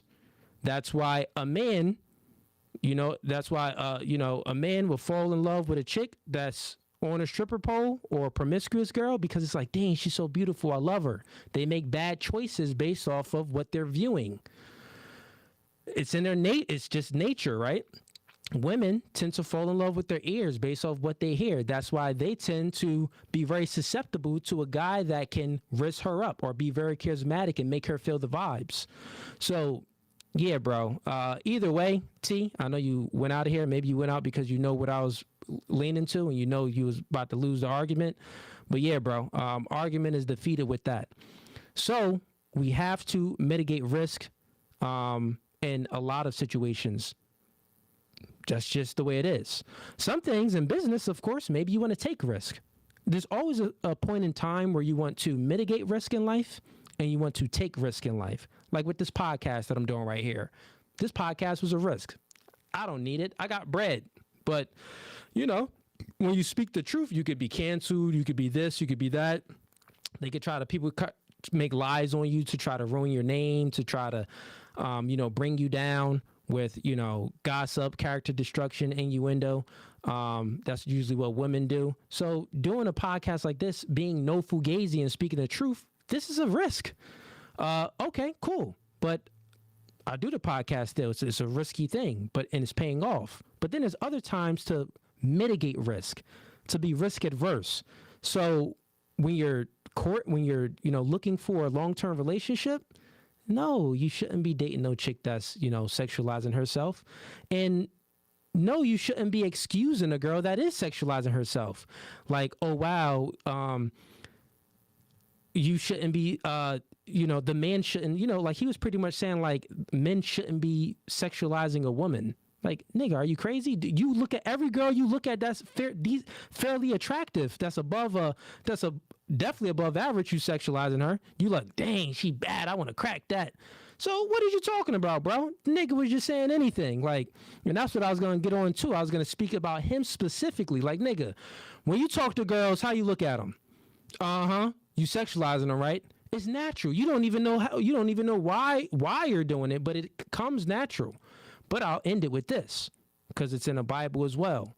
There's a time in a man's life when you know, your morality should supersede your nature. So that means that you should have a higher moral capacity than your nature. So yeah, it isn't good for you to be, you know, looking at a woman in a devious nature at a certain time in your life. I would actually say at any time in your life, if you actually think about me as a man, I could say it now because I'm 34 years old, but when you young and you going through life, bro, it's natural. You naturally looking at it. Once you get testosterone, everybody that's in the chat right now, all my chat niggas in here, y'all remember going through like sixth grade. Once you get to sixth grade, it's like, you get the testosterone. You may even have a wet dream or something like that. You like, oh yeah, my seeds is hair. But how the way you were looking at girls prior to hitting puberty was totally different. You wasn't even really worried about them. You was either playing sports, playing video games, or doing anything. You wasn't even looking at it at all. But then once that testosterone kick in, that nature, meaning that it's naturally happens as it's nature, you start like, dang, Brittany got that cake. You know what I'm saying? That's just, it is. That's how you start to look at it. But guess what? That's how God made us. Like, God made us that way so that we can procreate. But at some point in time, your morality does need to supersede your nature. So I would leave it with that. I don't think he's coming back. Oh, I think he is in. Okay, bet. Let's go ahead and finish this convo then. He just came in. Yo, you back. All right. Can you hear me? See me? We're good? I could hear you and see you. I thought Perfect. you left, man. So I was giving my conclusion there. Did you hear it? I heard some of it. I heard a tail end. I heard something saying like we all of us men sexualize women. Okay, cool. All right, cool. So we could get into it. So, where did we leave off? We left off where we were speaking about hijabs and stuff like that. And I asked you the reason why Muslims make the women wear hijabs. Correct. And I'm saying that the reason why is because they're being conscious, they're being beings of consciousness and aware Mm-hmm. of a man's nature, meaning that most men, when they look at women, they tend to look at the woman. Men fall in love with their eyes. Women fall in love with their ears. That's why I have a daughter and a son, right? So what I'll teach my son is to say, hey, bro, I know you're gonna see that chick. She gonna be bad, but maybe she got an attitude. Watch out for that. You don't want to take even though she a 9 or a 10. You don't want to take the chick that really is emotionally unstable. You don't want to go after the chick that I know she bad, but she has a promiscuous past. Let's mitigate risk. You don't want to go after the chick that has a promiscuous past or a past that's doing sex work, right? So I know you like her. You're attracted to her because you see the beauty, but men are very susceptible with their eyes. So they have this nature I within their agree. nature, they tend to fall in love. So you agree with that. But see, we're talking about two different things though, because But you're we're talking talking about about the same thing. no, absolutely not. Because what you said Okay, is, let's keep or let going me then. see if I have it right. Because you said you Got would it. talk to your son, and you would tell him about mitigating risk, telling him to not objectify a woman to where he wouldn't like overly be hitting on her. Correct? You said that, right? I didn't say that. Oh, you said you would talk to your son, your hypothetical son, about I'll say it again. Okay. I said that I would tell my son, Mm-hmm. I understand your nature. I understand that you see the beautiful Mm-hmm. girl.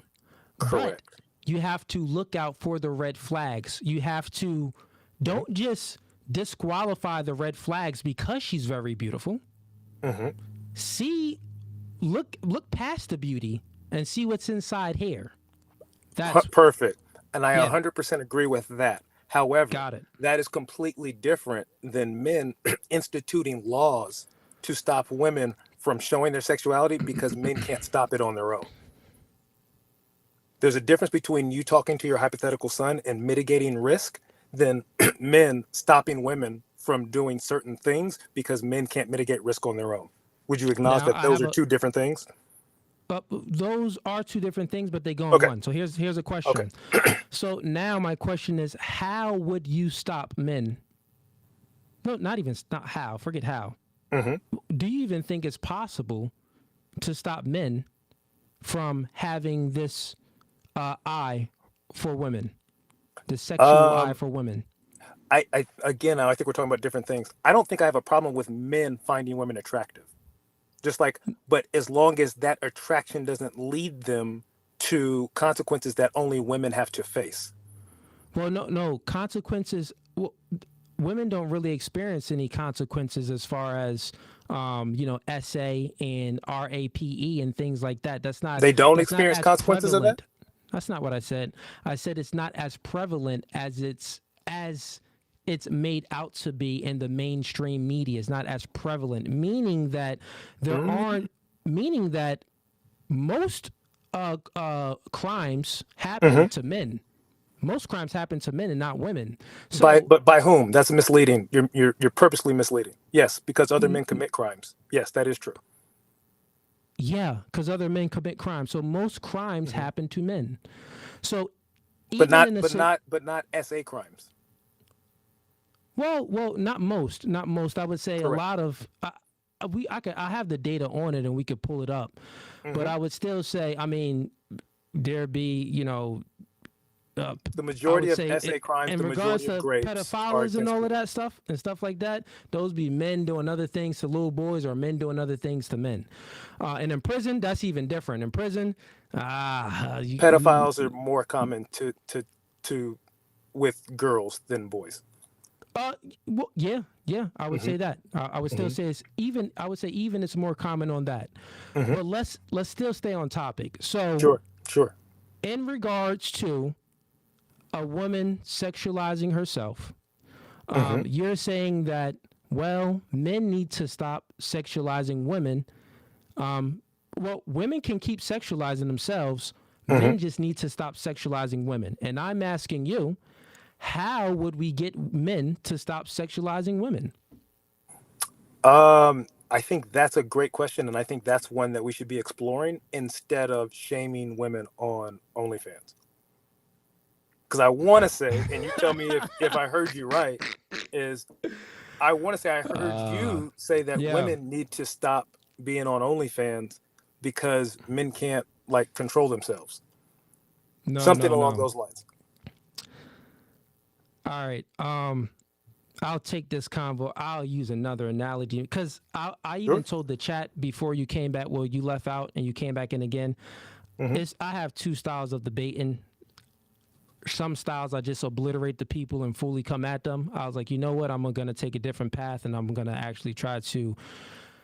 He's calling in, so I'm going to try to educate him and take a different path to it. So, you know the difference between supply and demand? Yeah, I do. Got it, right? Now, can you get rid of the demand? Can you get rid of the demand? What? Yeah, I would say what's easier to get rid of, the demand or the supply? It depends on what we're talking about. Just generally speaking, bro.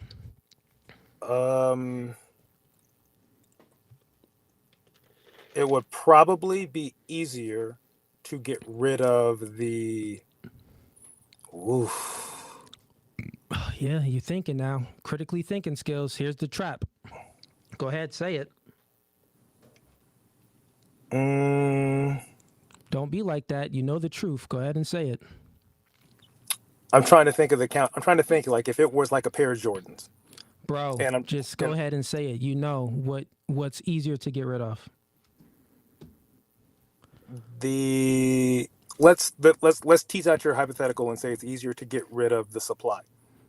Exactly. It's easier to get rid of the supply. That's checkmate, bro. Since it's easier to get, let me finish. Go ahead.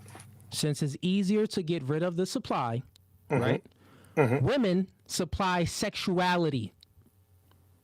Women supply the men sexuality by sexualizing themselves. There's more women on OnlyFans and doing porn and on Pornhub and posting thirst traps than are men sexualizing themselves. Also, if a man is sexualizing himself anyway, women don't even care about that because they fall in love with their ears. They don't give a freak about a man's sexuality. So with that being said, it's easier to get rid of the supply when it comes to supply and demand. I'm saying that we should get rid of the supply of women sexualizing themselves because you can't get rid of the demand. The demand is always going to be there. The demand is the nature of a man. What you can do is mitigate risk on that. So what you can do is say, hey, guess what? If we live in this society and we want to have law and order and we want to give guidance to men and women, right? That's coming up. We want to say this. Well, women, what can you do? Men are going to be men. Men fall in love with their eyes. So guess what? All right, girl, don't be on there posting thirst traps because guess what? It hurts the woman more. Women want to find something genuine. Any human being in a relationship, you want to know if they have genuine intentions for you. So if a woman sexualizes herself, it makes it harder for her to know who's being genuine with their intentions. Do you understand what I'm saying? So it's more dangerous than what you're actually even thinking, my dog. I'll take it a step further. Can I counter? I got you. I'll take it a step. We gotta make it a conversation. I'll take it a step further. Furthermore, since women want something genuine, and also a woman's mating strategy is long term. Women don't really like hook. That's why it's called a hot girl summer, because women really don't go. They don't date to sexual. They don't date to just be promiscuous. Really, they end up being promiscuous by making faulty decisions.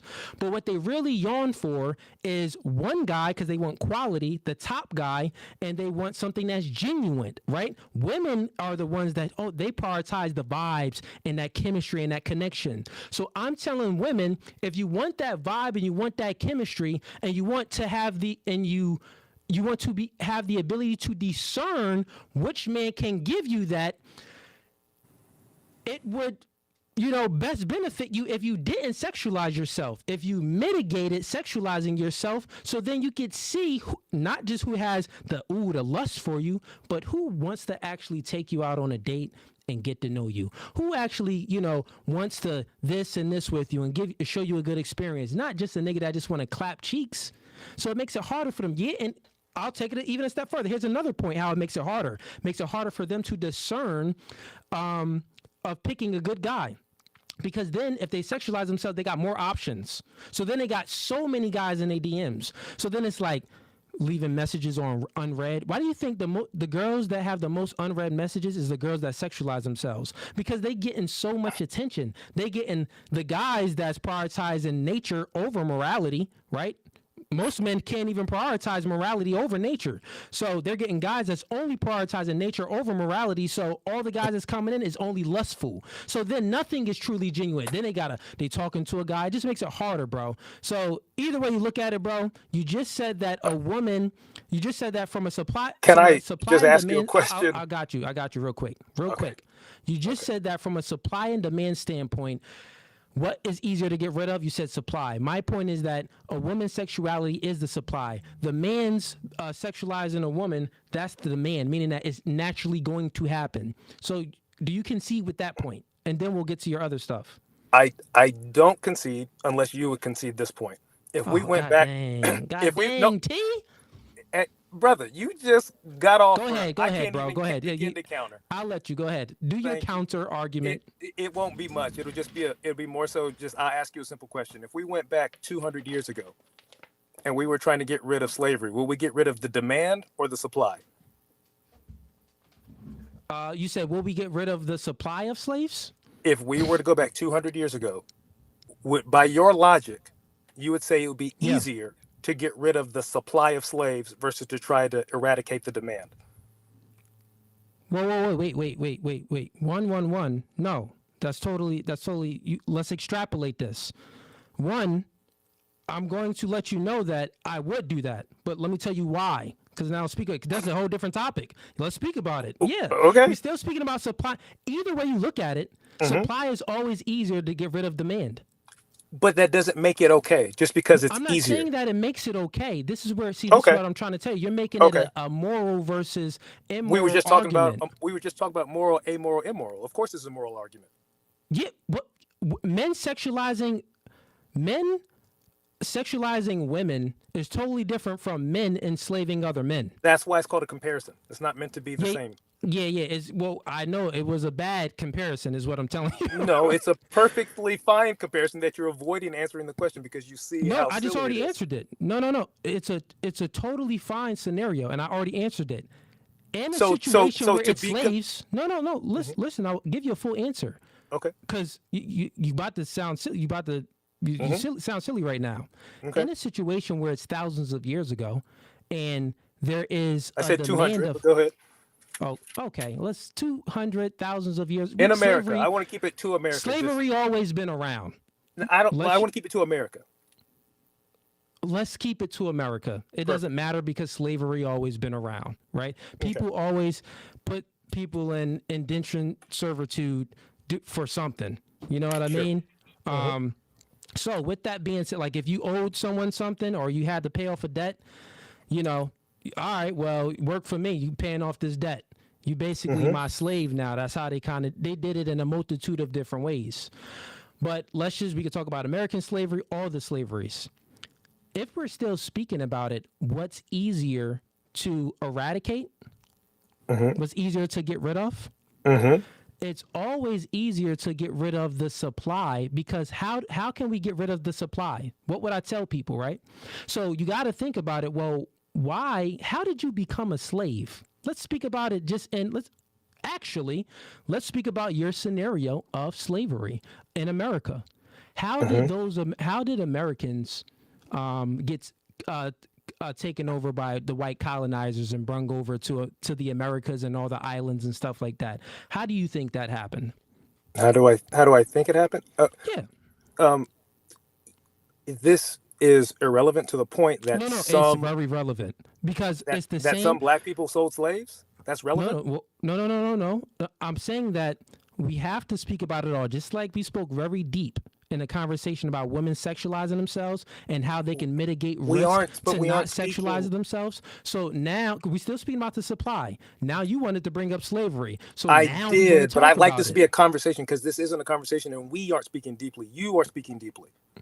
So I'm allowing you to speak deeply. How would you it's irrelevant who sold who in this analogy. It's irrelevant who sold who in this analogy. Okay, totally fine. Well, how would you still get rid of the supply? No, I'm asking because again, I'm asking you to answer my question. If we were to go back 200 years ago and you were to you had to rid yourself of slavery, you would rather kill the slaves than to try to eradicate the demand. Wait, that's totally different. The supply. What's the supply? What's the supply? You don't get rid of the supply by killing the slaves. I was What's the never speaking supply? about that. The But what's the supply is the supply? slaves, but you don't get rid of. But that's the People aren't- supply. No, hey T, You just said calm it. down. No, listen T. Okay. People are slaves because of their own faults. The world doesn't owe anyone understanding, right? So if me and you, let's just have an example. My village is called no Fugazee. I got my village, right? Okay. That's my nation. And we in Africa. There's two nations in Africa. It's the no Fugazi nation and what you want your nation to be called, T? T's Nation. T's nation. Got you, right? My nation, we prioritize military. Your nation prioritize my nation prioritizes a multitude of things. Let's say it prioritizes the nuclear family. It prioritizes a strong military and security. That's what it prioritizes. Let's say, just hypothetical. Your nation prioritizes spirituality. Your nation prioritizes, let's say entertainment, right? Sure. It prioritizes like hedonistic behaviors and stuff like that. Degeneracy. You know what I'm saying? It's really nothing of substance. Who do you think would enslave who? My nation would. The truth is, my nation would enslave your nation because your Right. nation is inadequate. So what I'm saying that in order to It's get rid of subjective, the but go ahead. you could be adequate in other ways. Your nation can be very I know. talented in music. That's why. That's why. I And my said nation it's- could suck in music. That's why I But when say it it's comes- subjective to say that it's inadequate. That's Got all it. But what I mean inadequate meaning to the standpoint of conscientiousness. So it's inadequate in there, meaning that knowing what's right from wrong and actually doing your duty thoroughly. So with that being said, I mean, that's what that means. So with that being said, I would say that it's a higher probability that my nation would enslave your nation. So, but now let's think about your nation because we want to get rid of the supply of slaves, meaning that we want to get rid of people being slaved in the first place, becoming slaves in the first place. So how do we get rid of that? Well, we change the mind first, right? We got to change the mind first. And if we change the mind, we'll change the behaviors. So I'm saying that, and even before it, we change because influence creates thinking, thinking creates behavior. I'll say it again. Influence creates thinking, thinking creates behavior. So if you influence your nation to, of masculinity and gender roles and protect a woman and protect your family and leave a legacy, have a good nuclear family and, spread your seed far and wide and protect the borders and, military and all of these things. You want to law and order, you're prioritizing stuff like that. So you're influencing them to have this thinking, and then they will take action on the things that they was influenced to think about, and then they take action on that. So that would then uplift your nation, and you'll be competing with my nation then, because then you'll have a strong military and stuff like that, and you'll be prioritizing a nuclear family. So now let's flip it into the women. Right? Let's flip it into women sexualizing themselves and men sexualizing women.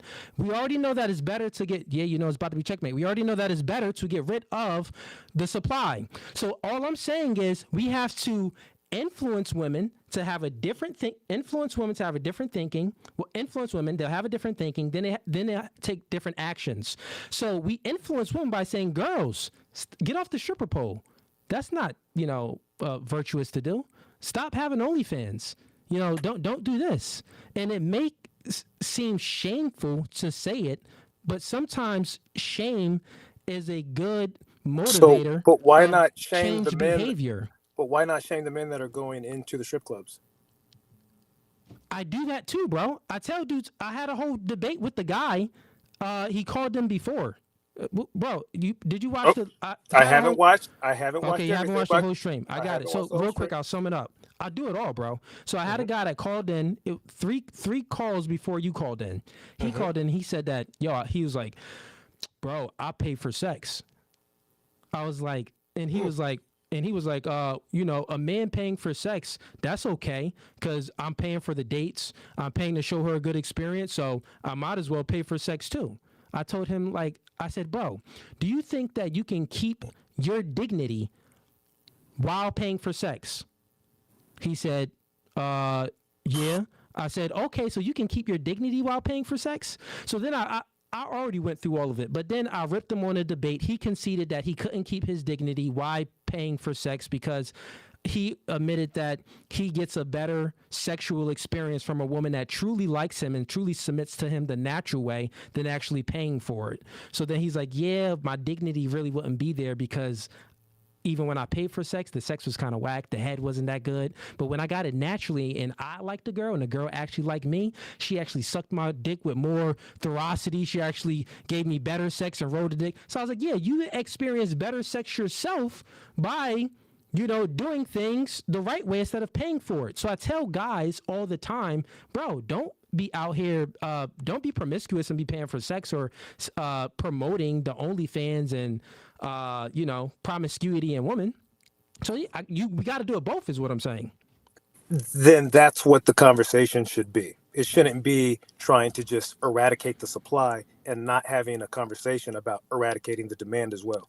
Because going back to even with the slavery stuff, I would still say to my nation. Initial point. I would But still even say, going back to the initial point, just like with the slavery, it's just like I would say the same thing. But go ahead, finish your point. it would make more sense to go after the demand than to eradicate the supply. Well, no. Because the demand is always going to. What I'm saying is this. What I want you to understand. There's always going to be guys that sexualize girls. There's always going to be some form of slavery because it's in humans' nature to do that, right? So what we can do. This is why. Do you believe in? Are you religious? I am, but I would rather not. I'd rather not try to speak to the higher power if we're trying to just have a regular debate / conversation. I was just going to use an example. This is why Jesus, came because it was everything was very immoral and he tried to bring some balance to things. But at the end of the day, the only way to get rid of the demand is one, it's easier to get rid of the supply, but you do have to try to get rid of the demand too. But the demand is a longer process. A demand takes a savior, bro. That's what I'm trying to say. Takes a savior. This is how I hear it, and you correct me with how you're perceiving it. Is when I think of slavery, I think that the slaves were ultimately the supply, and slave owners were the ones that, and the nation were the ones that were demanding, the goods that the slaves were supplying. So when you say by your original, because they want the easy, they try to take the easiest route to success. And what I defeated that other dude easier. He wanted to take the easier route to success by paying for a woman's sexuality, and I told him no, because you don't even feel you can't keep your own self-respect and dignity by paying for sex. It's perhaps to do for him. things. So it's the same thing in all of us, bro. Not necessarily, because and that's something even there's a lot of things I disagreed with Kevin Samuels on. Sex? No, I would not. But Kevin Samuels would. And I think one of his ways he would justify it was that he could stay on his purpose by not having to entertain a woman long term. So I could see. And a lot of people say that. It's just right. It's degenerate. Whatever the case may be. And again, it's subjective. Who would we be to say what is right or wrong in that? Because technically that's the thing. As a man, masculinity doesn't bend or fold for anyone, meaning that when we know the truth and we know right from wrong, we speak it and we act on it. We don't bend or fold for anyone. We don't say, who are we to say that this and that? No. I have, I know that he used to, when he was alive, he, talked about exactly what you said, paying for sex is it's easier for me to, be on my purpose and get things done if I don't have to really spend too much time texting girls and talking to them and doing this.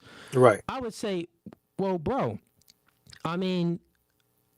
okay, I understand what you mean. It's like this. People are dumb. People smart people is dumb because they think, and it's kind of an oxymoron, me saying smart people are dumb, but smart people are truly dumb at certain times because they think that they can logic and reason themselves out of anything.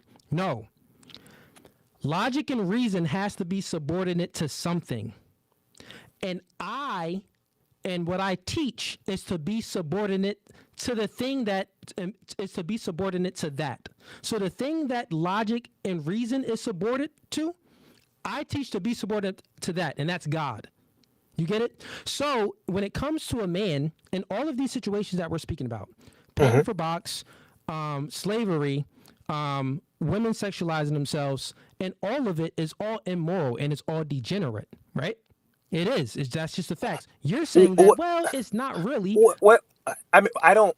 How would you lay it? Taking God out of it, how would you lay out to me that a woman, like you said, women have agency? Why would it be immoral for a woman to sell herself? Why would that be immoral? You don't know why it would be immoral, man? No, I'm asking you to tell me, like if a consenting adult says that I am going to engage in these activities, why would that be immoral? So immorality goes like this. I'll just explain it this way. I'll give you a full answer instead of just talking about that situation so you could truly know it all. Not specific to that. Specific to that Okay, question. I'll say this first then. You tell one lie, that lie may not hurt you.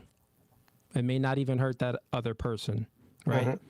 But when you keep on lying, you could keep lying forever and no one finds out that you're lying, right? You can live a life of lies. No one finds out that you're lying. They think that you're like congruent and like to everything that you say. They think that you're a man of your word. This is just an example, an analogy, right? So, because I'm going to speak about morality in that. So the thing is that as you keep lying, short term, you won't see any, consequences for it. But long term, you do see a consequence for it. And long term consequence, even if no one finds out that you're lying, you won't be able to trust your own decision making.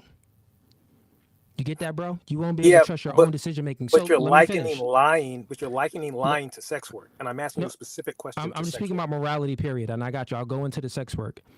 Anything that you do, if it has long term consequences, it's immoral. People tend to shorten up the consequences. So, do you think? Wait, could you repeat that? Can you repeat that? You said anything that you do that has a long-term consequence is immoral? No. Anything that you do that is, you may not feel the consequence of it short term.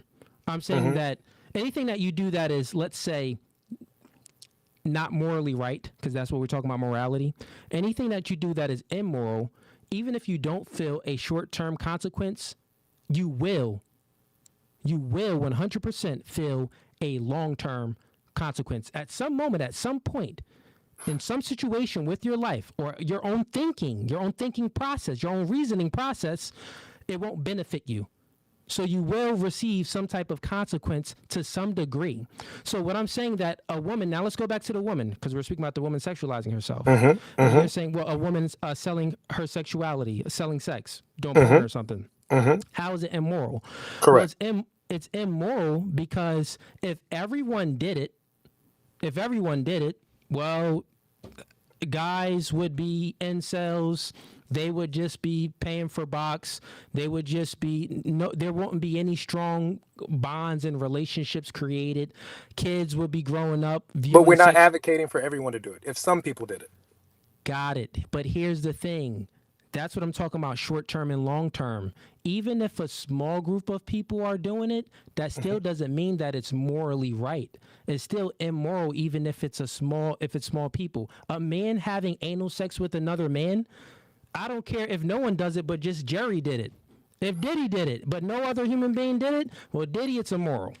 But I'm still sort of asking you though, why would a woman who has agency over herself and her body, why would it be immoral for her to say, hey, I am a grown, consenting adult, and I am willing to engage in sexual activities for money? Why would that be immoral? Yeah, because it's bad for her and the other person. Now, but you know that bad is obviously subjective. And who would you be to say that it would be I'm bad for her? saying that I got you, and I'm saying that there are things that aren't. There are things that's very objective, man. That's why I asked you about because I don't want to make this a whole religious debate and stuff like that. No, that's why I specifically want to take religion out of it, because I don't think Yeah. you can justify why it's immoral without appealing to religion. No, but what I'm saying is religion is always in it. Well, not religion itself as the institution of religion, but I'm saying that God is always in it. Like how is kids born knowing from right and wrong, right? Like for an example, let's take just a quick thing out of the Bible. What's the first thing that Adam and Eve felt when they bit the apple? The first thing they felt was shame. The reason why they felt shame is because they was naked and they covered up. But even in this instance, humans have been around longer than the Bible. So let's act like this happened before the Bible was written. That's a different. Well, before the Bible was written, of course, human beings have been around, but that doesn't mean that. I'm saying that no matter how you look at it, man, and you want to try to remove God and religion from society, you want to have you're looking at things very in a secularism type of view. Would you not? The majority of the country is probably secular. Means more secular. Secular. The majority of the country is probably more secular than non-secular, right? Yeah, I would say. Let's have a conversation about probabilities and not possibilities then. Well, no. Well, there's not a probability versus possibility. We having a conversation about how it is or how it should be. So. But the should can't just appeal to religion because it's convenient for your argument. No. We're not talking about the should.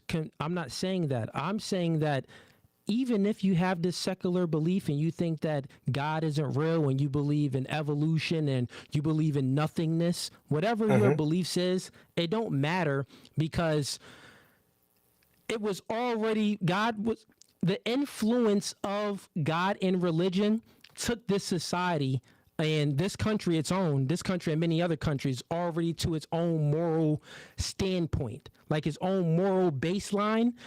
You got to think about it. Maybe you weren't religious, but I'm sure your grandmother was.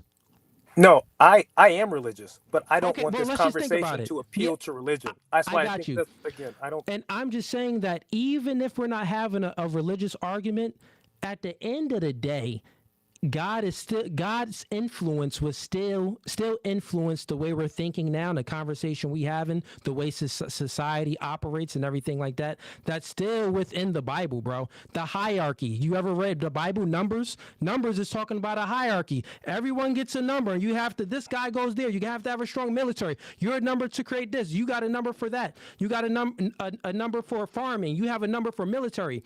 So. It was creating the hierarchy to give structure to people because to not have them niggas enslaved by the pharaohs again. God was like, God dang, how y'all niggas got enslaved by the pharaoh? Okay, well, let's forget about all this. Here's Moses, number everybody. Everybody get a number and put them into groups and have them do a duty. Bro, this is how society was built. So even if you're trying to talk about non-religious stuff, all of your secular worldviews and stuff like that, it doesn't matter because we still living in a world of religion. We still live in the world that religion created, is what I'm saying. But you also just said that the majority of the country is non-religious, though, right? I'm saying that the majority of we got to think about it. Let's say conservative. I mean, it's kind of like 50-50. But just because you're conservative doesn't mean you're religious. Well, I'm talking and they're about definitely people that not. believe. Well, a lot of conservatives, I agree. Definitely a are lot not. of them aren't religion. You voting for Trump, you're definitely not really a Bible thumper, considering Trump paying for prostitutes. I mean, think about that. Well, no, I don't agree with that. I would say this, man. If I'm looking at the country, the United States of America, and we're talking about who's secular, like, is it more secular people than conservative people? Like, well, not conservative people, but actually, like religious people. Let's say people that believe in God. Nah, man, I would say there's probably more people that believe in God than in America. than there are people that don't Well, believe in God. if I were, I could maybe get on board with that, but I would definitely say, and like almost as a matter of fact, that there are more people who are not religious than that Let's say are religious. practicing. I could Yeah, say there even are more practicing. people. Right. Practicing is a better word. I would Yeah. agree with that. I would Yeah. say that there are more people not practicing, Correct. Correct. Religious beliefs and things like that than there are people actually practicing it. Mm-hmm. I agree with that. Mm-hmm. Okay. But what was the point you were getting at before we got off rails? Ultimately, I guess still I would, if we could take God out of it, as we sort of come to the conclusion that the majority of people in this country are not practicing any kind of religion, that if we were to try to justify or say as to why sex work is immoral for a consenting adult or two consenting adults to participate in, like what would be the justification for that? Justification is because it leads to hedonistic behaviors, man. Hedonistic behaviors is, you got to think about it. The reason why America was so successful before the 60s is because we prioritized the nuclear family. So that was men and women getting married and procreating and having kids. A masculine man out in the workforce working to protect and provide for his family and his children. That is why America was so successful. That's how America became so successful. And I would also say in Jim Crow, during the There Jim you Crow go. era, Well, there you go. There black you go. people, let's say before the KKK riots and the burning of the Black Wall Streets and stuff like that. Mm-hmm. Before all of that, bro, black Mm-hmm. people was doing so good. We had a strong nuclear family. We were working. We had movie theaters. We had laundromats. We owned all of our businesses. We were Mm-hmm. actually projected to do better than white people in the next 10 years. Mm-hmm. But That's not true and very misleading. well, that is actually true. The thing, what happened was that with what is it? Lyndon B. Mm-hmm. Johnson Mm-hmm. came about, and with you got the voting rights, you got the Right. It's just all of the other things and laws and bills that got passed that really didn't. It was like a short-term benefit to people, but long-term it wasn't a good long-term benefit. And the reason why Lyndon B. Johnson couldn't see it because he didn't look at the nature side. Like, well, human beings, we tend to always take the easiest route to success. So if you allow a woman to get free money from the government, well, then guess what? But they can't have the man in the house. Well, guess what? Then women would just marry the government and divorce the man. And that's what happened. So women started marrying the government and divorced their man. And then it got rid of the nuclear family. So before the 1960s, black marriages, black couples, it was, I think, about 80%. I think the percentages is pretty. It was accurate. higher. Mm-hmm. It could even be higher than that. 80% of black people got married and had a strong nuclear family, was married and together. Mm-hmm. Right after the welfare and the women being able to vote and all of those things that was passed, and they took advantage of the system. They took advantage of that. Then, like currently right now, only 20% of black people are married and in successful marriages and stuff like that.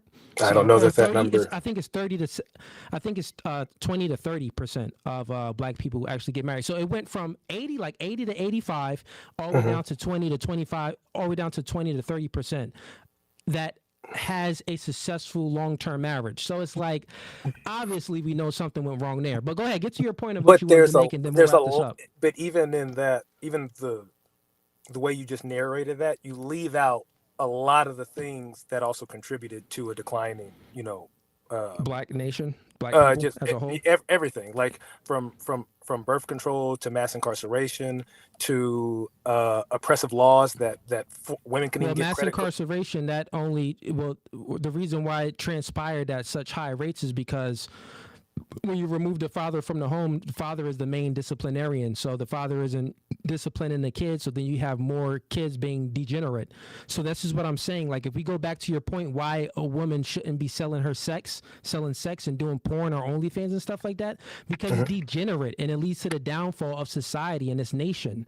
So, but at some point too, you would have to sort of acknowledge that you and I can have very different, or not necessarily you and I, the world has different definitions on or Of understandings on what? what degenerate is. What you may think is degenerate, what I may think is degenerate are different things, right? Yeah, bro. This is what I'm saying, man. You sound like, well, there are multiple genders and stuff like that, bro. We could just Google the word degenerate. We knows what it means. The regular Okay. degeneracy is. hmm Go ahead and Google it, bro. I'm using it right. No, I'm not saying and that you. I'm not saying that you are and you not using it right. understand me, correct? Correct, but what you Got you. may think is degenerate, just like you could use the word bad correctly.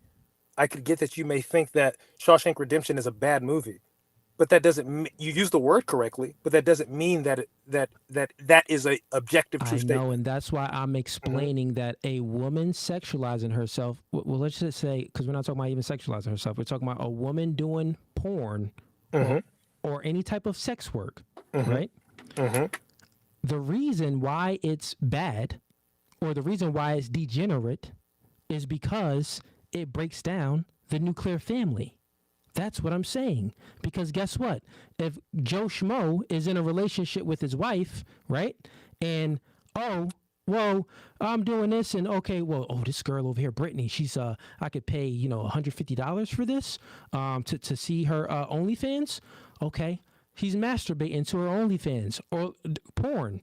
He doesn't even have to pay his money. He could just go on Pornhub. Well, now he gets to see free porn on a website now. Now he's masturbating. He's not spending enough time with his kids. He's slacking off at work. Guys that masturbate, masturbation is degenerate because it tends to make you slack and be lackadaisical and not really give things your all.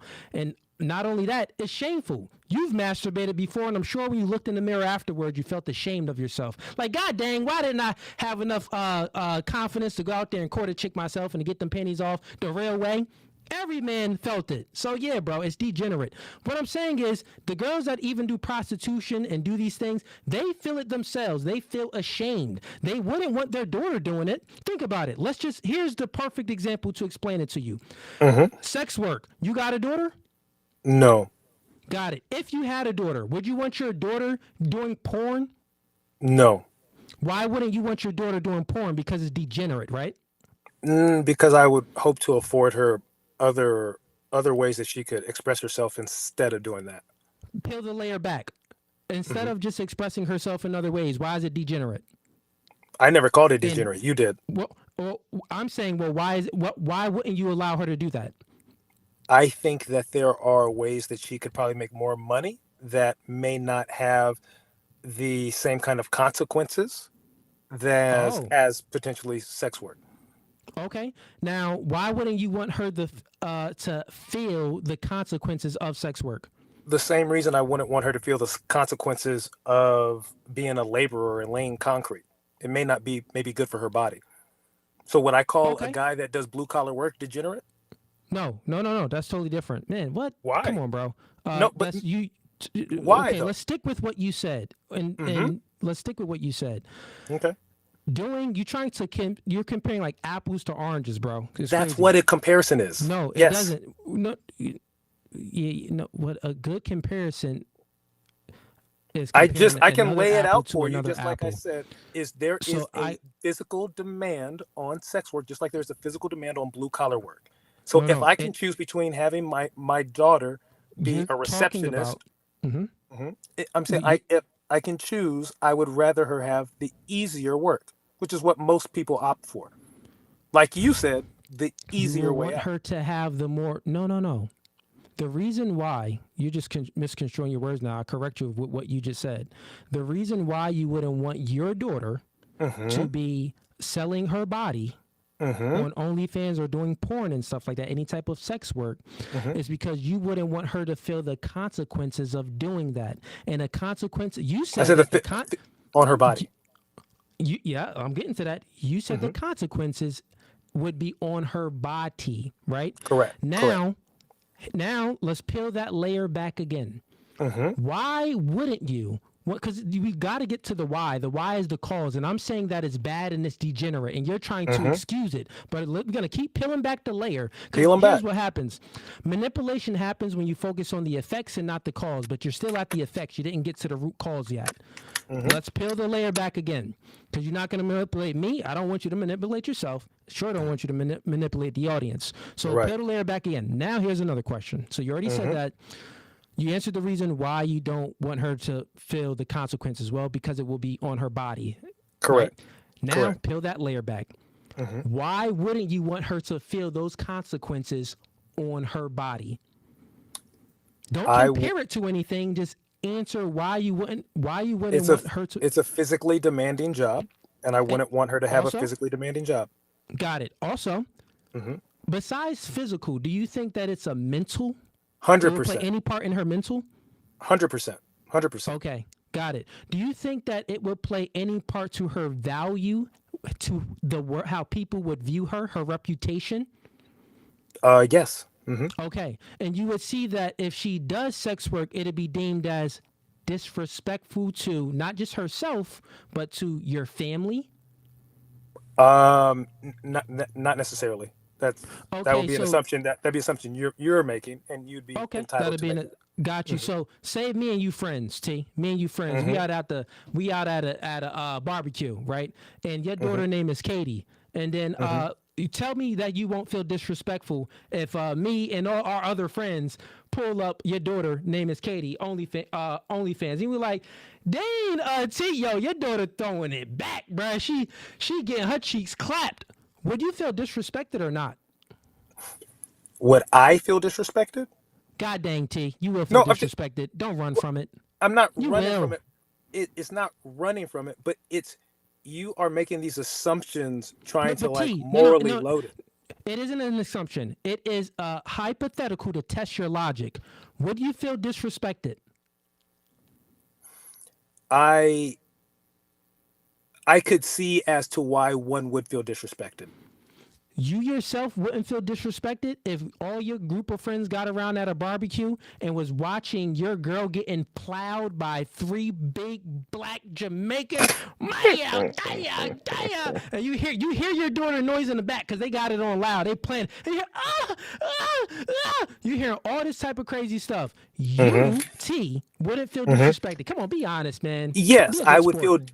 feel disrespected if God you dang, guys T. were to do that. Yes. All right, got it, T. So when you keep peeling back the layers, it's not anything good, is what I'm saying. This is what proves my point. It's degenerate. Is degenerate, and it's not good for her, for your daughter to do. Meaning that you wouldn't even want your own daughter to do it because you know that it's disrespectful to herself and it's disrespectful to you and your family. So then, if we use your mindset, if we go with your worldview, and we say that, hey, we create a society and say, women, you know what? You could go ahead and do porn and OnlyFans and do things. Well, guess what? We're living in that society right now. And guess what it's doing to men? They're more lackadaisical. They don't really have the confidence in the masculinity as we used to have in the past. They're lacking on assertiveness and dominance. They're lacking in so many manly characteristic traits because of these vices, these hedonistic vices like masturbation, paying for sex work, and doing things, taking the fast way to success. But fast things comes with slow problems, and we're all feeling the slow problems right now. 30% of men between the ages of 18 and 30 is either a virgin or is either celibate or haven't had sex in a year. Yeah, but 60% of men are biological fathers, so it doesn't really matter. Yeah, no, that's totally fine. I'm just saying that. Why do you think Why do you think I do this podcast and it took off and everyone is? Well, you got to think about it, man. No, I don't have to think. I mean, You kind of know. No, because why did the Nazi Party take off? A lot of bad things take off. That Come doesn't on, mean, man. Here, no. yo, you be comparing like cars to like a wall. Are you okay? Fine. Come on, bro. Do you not think Do you not think bad things don't take off? Do you think only good things take off? No, you don't think that. I'm saying this, bro. Why are there over 300 people watching the live stream right now, right?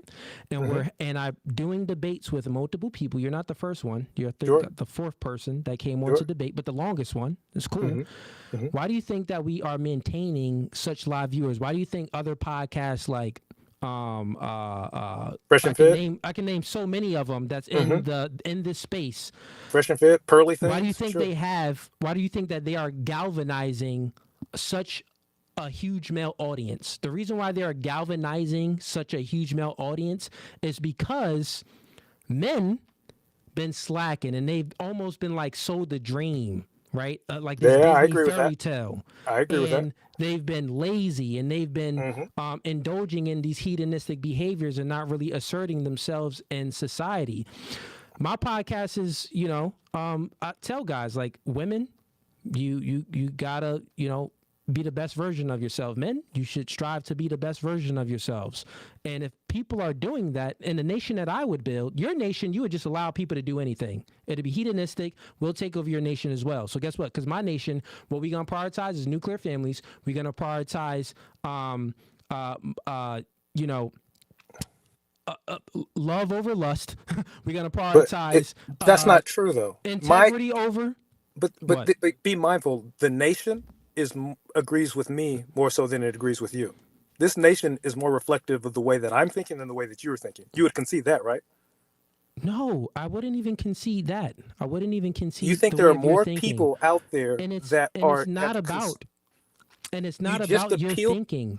You just appealed to a 300 number in this chat, and now I'm telling you that, and you wanted to revert back to nations. There are more people in the USA that think that gender equality and gender roles and all of it, they are more inclusive versus exclusive.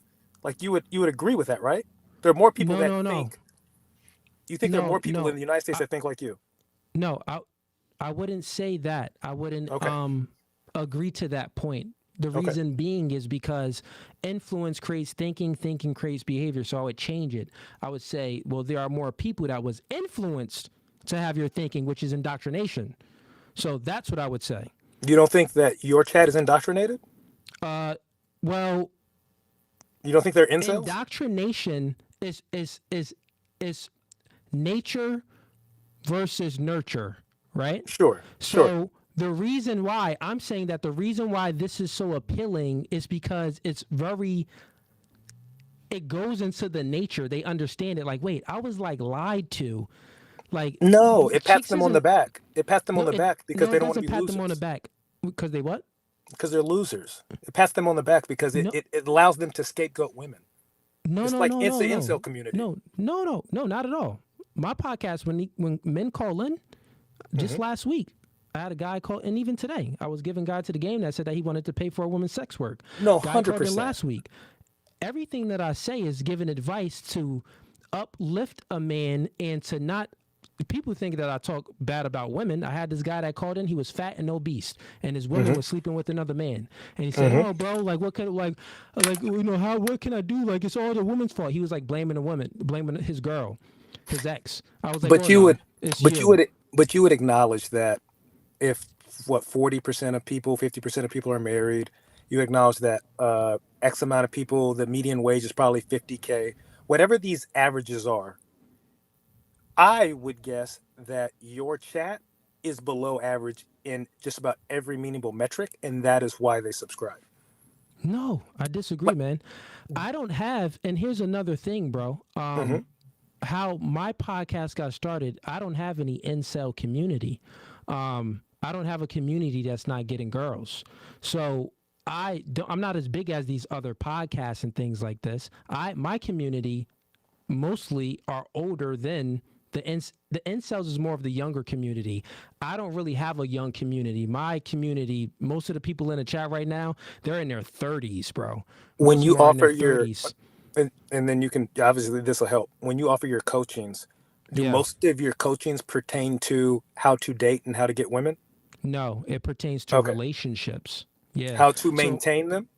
Most of my coaching is for maintaining a relationship. So those are not incels. Okay. So no, you got that. That's true. Yep. That's most of my coaching. And I mean, I wouldn't lie to you, but I rarely do any dating coaching, like courting women and stuff like that. Yeah. Cause it's like, it's just a lot of the game I see you give, even like to Alex when she was talking about,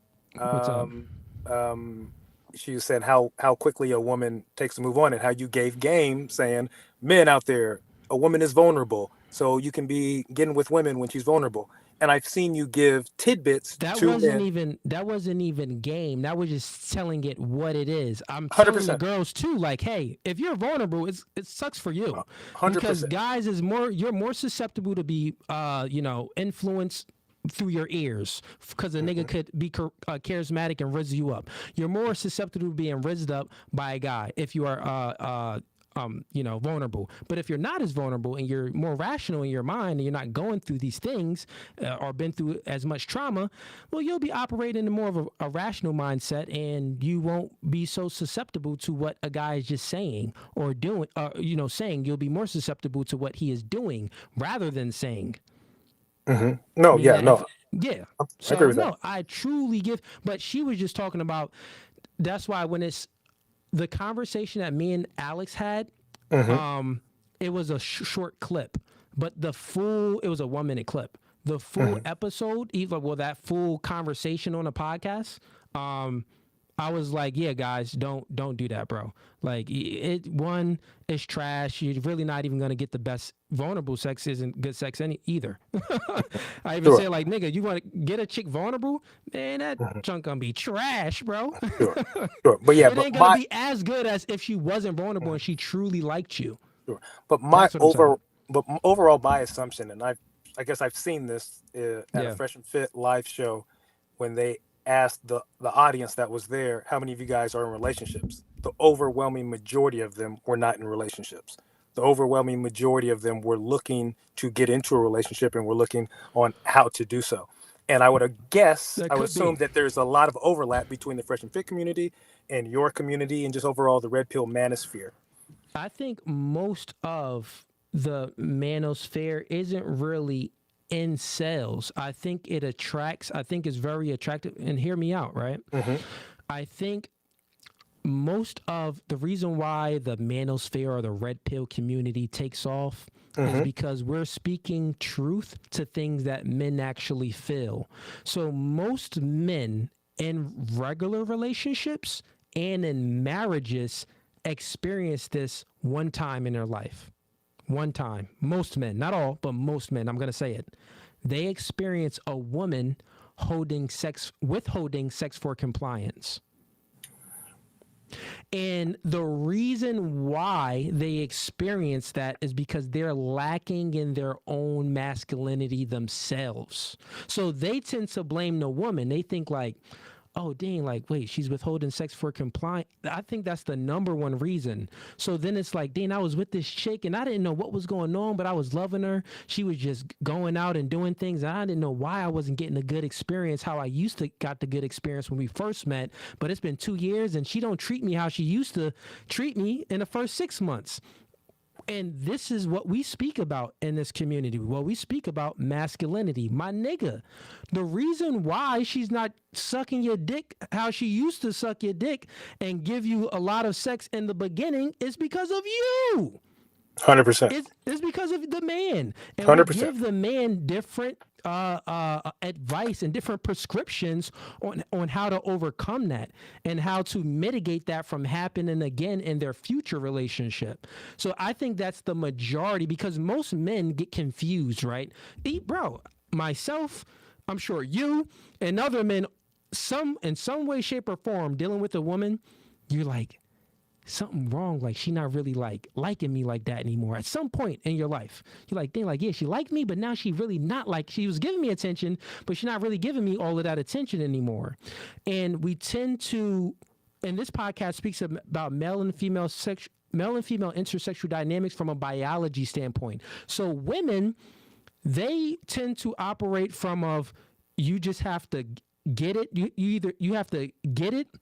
They don't really want to build the dude. So if you get too comfortable with a woman after the first 6 months, like maybe you was going out with your friends or doing this, or maybe you was being charismatic, or all of these different vibes and experiences you gave the woman in the beginning, wherever you slack off at and you stop doing, she's going to withhold something from you. Because she's not going to have those same butterflies and stuff that she had before from you. So a man should men, when they get with a woman, they shouldn't be changing. If he's already a good man, he shouldn't change. If he's not a good man, he got to continuously to keep But we know changing to try to reality, be they a are good going to man. change, though.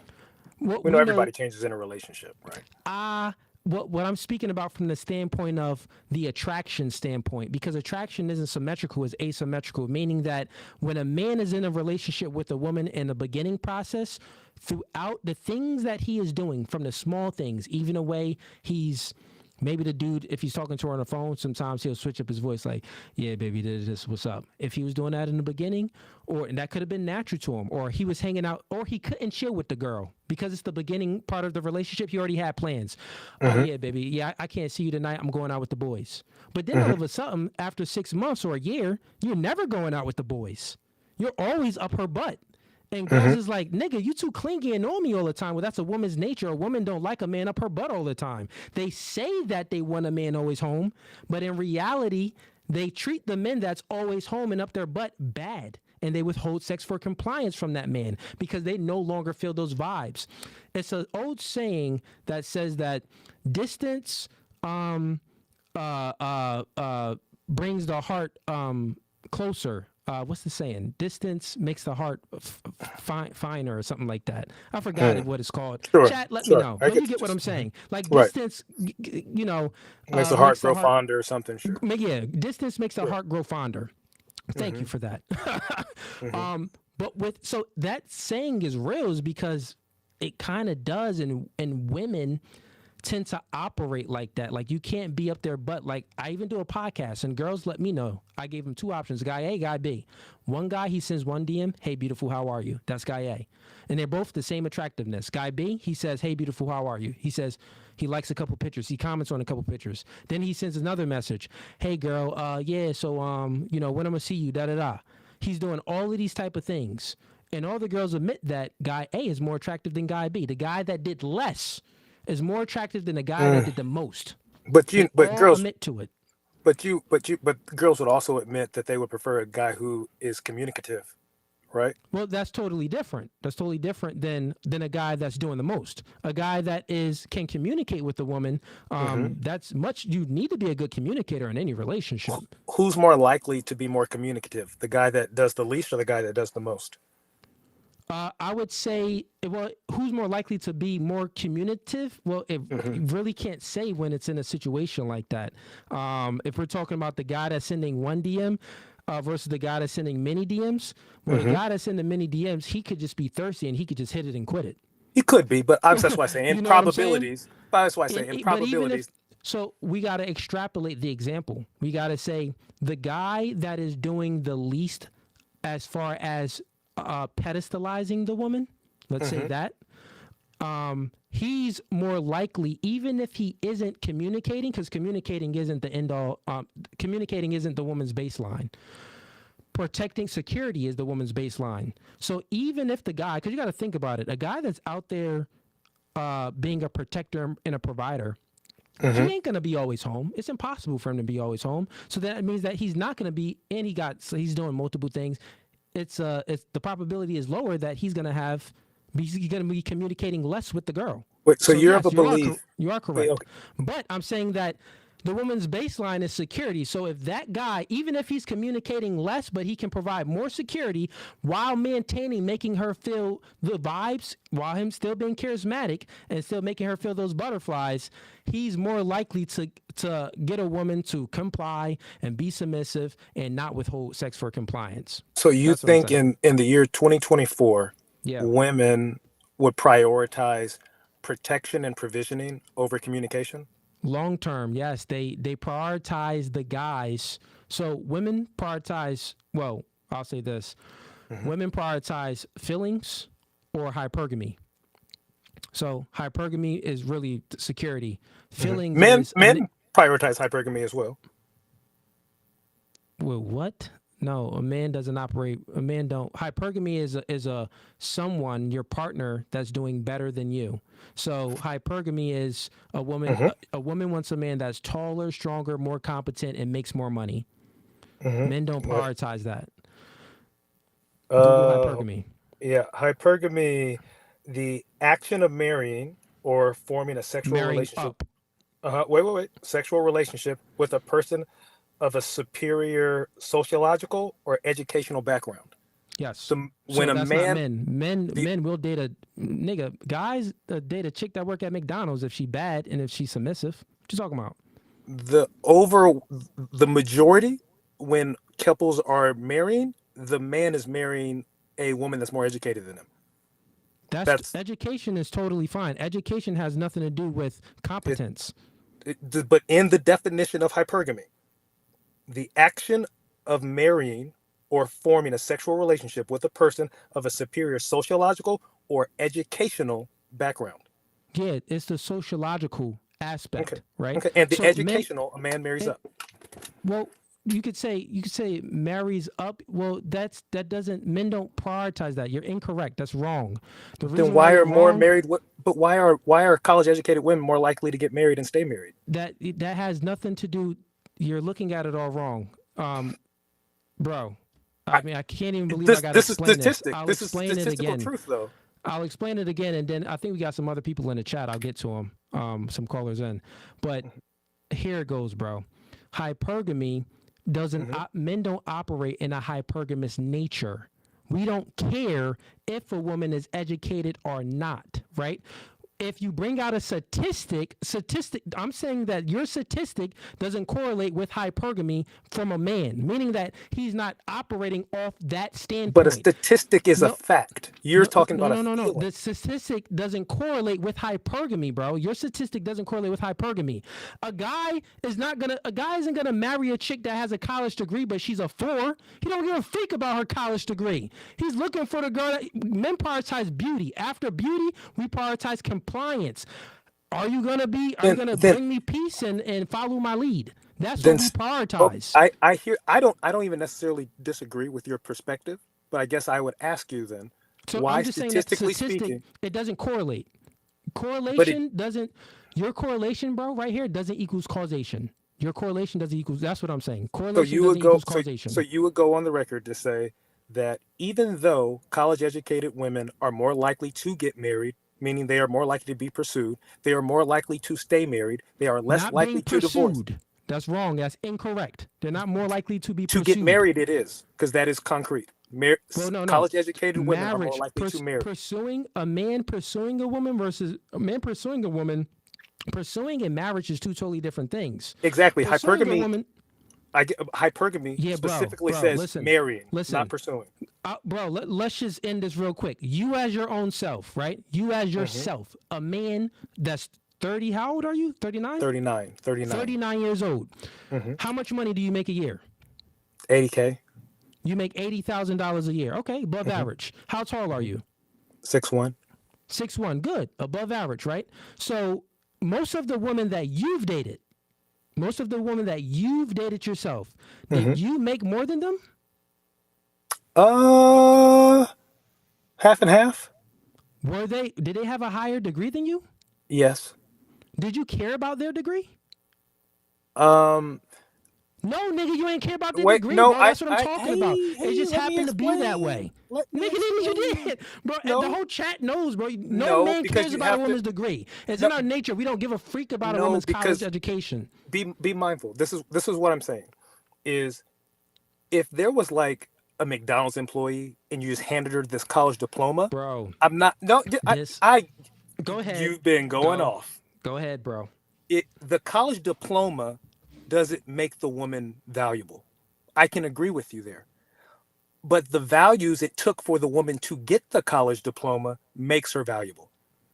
It shows that she is educated. It shows that she can accomplish tasks. It shows that she can be dedicated. It shows that she is more income savvy. It expresses a myriad of things, which is why you can control for a lot of things for people who are college educated. Like a diploma doesn't make someone magically become more in shape. But I got a question for you now. Do you want a woman to follow your lead? No, partnership.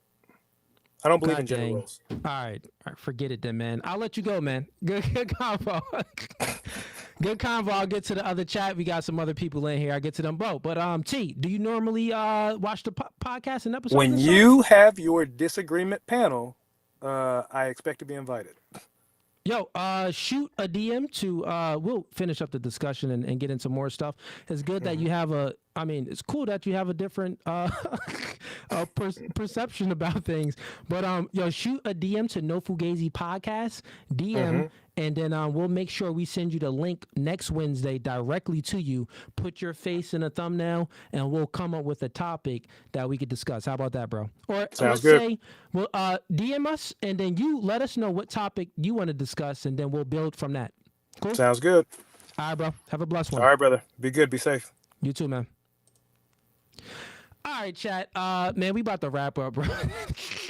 I had to end it. This nigga said that he wanted a partnership. He doesn't believe in gender roles. That's the reason why we was going around. This nigga said men are hypergamous. Nigga was living in delusion land, bro. God dang. Yeah. He was socially constructed to believe that too, man. It's at the end of the day, you can't change them all. But good, brother. It was a good debate in good faith for the most part. We had a good conversation. I'll definitely bring him back too. I'll bring him back next week on Wednesday. Actually, chat, put a 1 in the chat if y'all want T back next week on Wednesday. Put a 2 in the chat if you like, man, we don't want that nigga back. Put a 1 in the chat if you want him back. 2 in the chat if you don't want him back. Let's see what the chat says.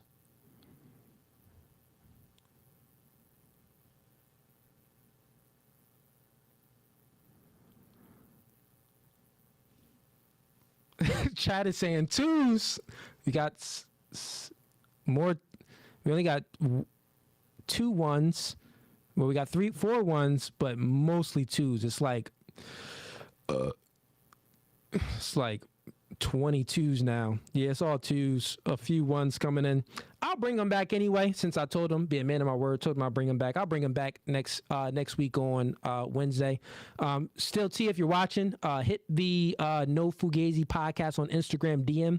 We'll bring you back in next week on Wednesday. Let's get to, let's see here. I see we got Tommy in, and we got Beans in from Lil Podcast. We'll get to him in a second. Let's get Tommy in real quick. I'll make it short. What's going on, Tommy?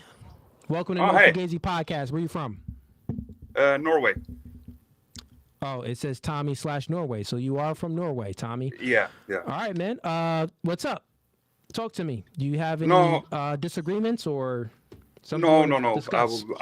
I was just listening. It was a painful interview. Oh, the last guy? Yeah. Okay. Well, what's your thoughts?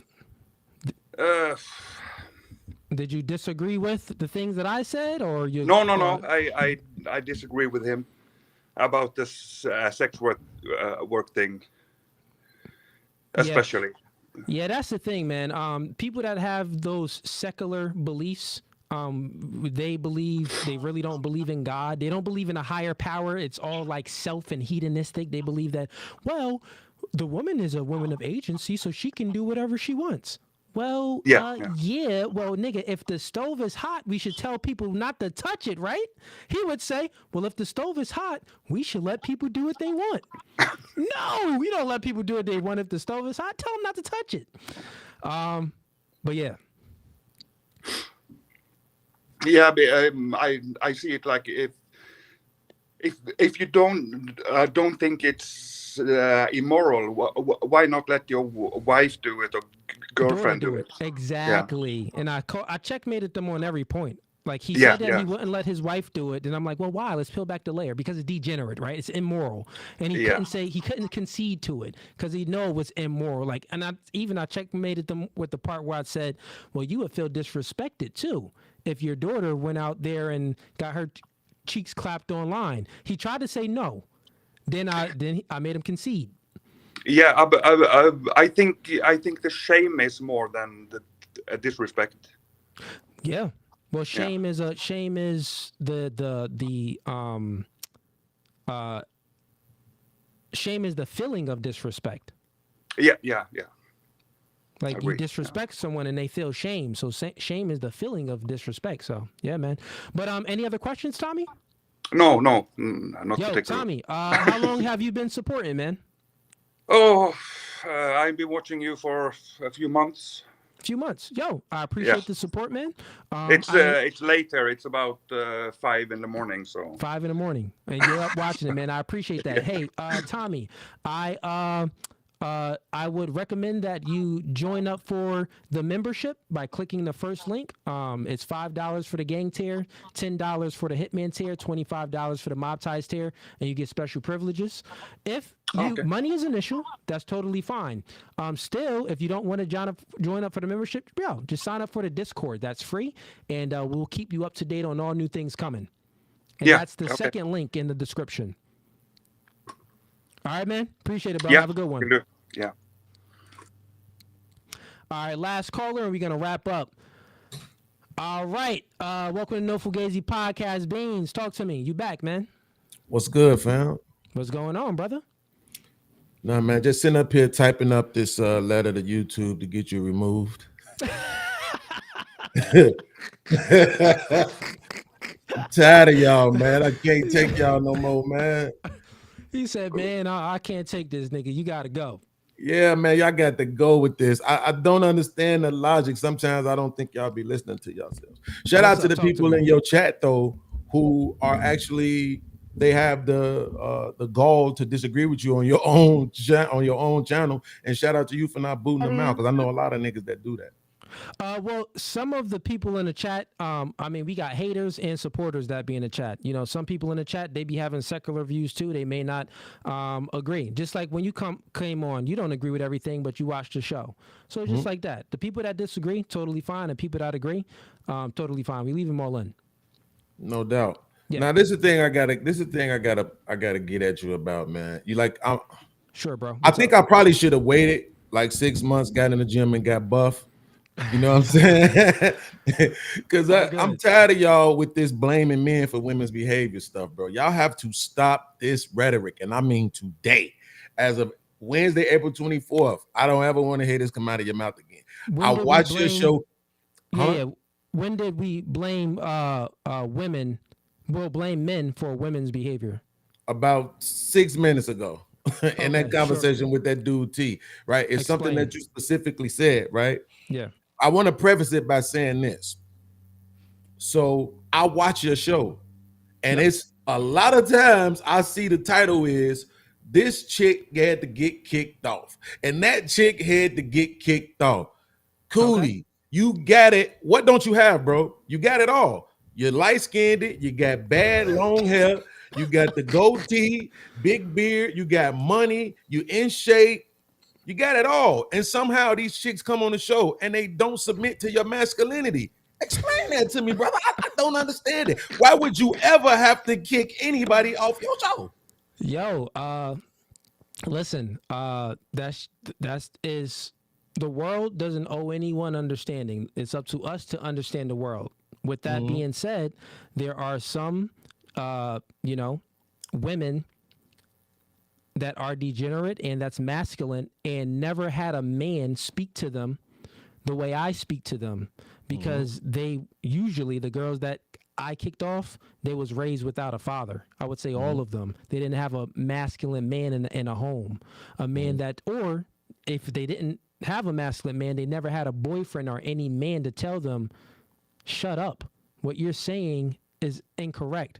You're being too loud. You're being disrespectful. Wait your turn. I give all the girls the rules before the podcast. Me and my team, we give the rules to them twice, right? Give the rules to them twice. And they still don't adhere by those rules.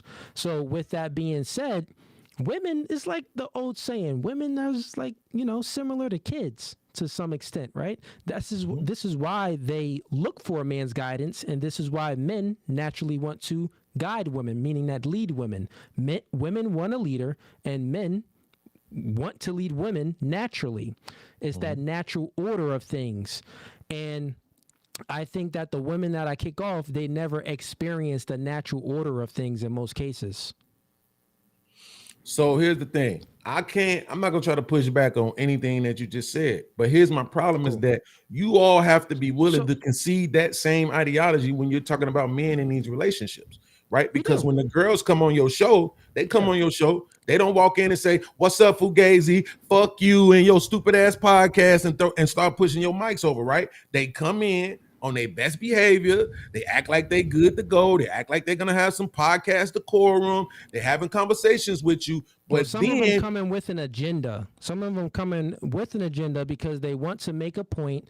Like the girl that I kicked off that tried to swing on me the one time, but I dodged her like Neo from the Matrix and was laughing the whole time. Like, come on, you're a little girl. Back up. You're like 5'4", same size as my daughter. She came in with an agenda. She came in with an agenda to be loud, be rambunctious, be disrespectful, and she was even talking about it on social media. And I even said, like, all right, because she'd been on before. I said, okay, well, come back. I'm going to lace you up again, just like I laced you up the first time. You know what I'm saying? So, but this is what I'm saying, though. So, again, I have no pushback for your response. My thing is, I'm going to tell you exactly what you said that triggered me and made me throw on my hat to cover up my balding, right? Okay, yeah.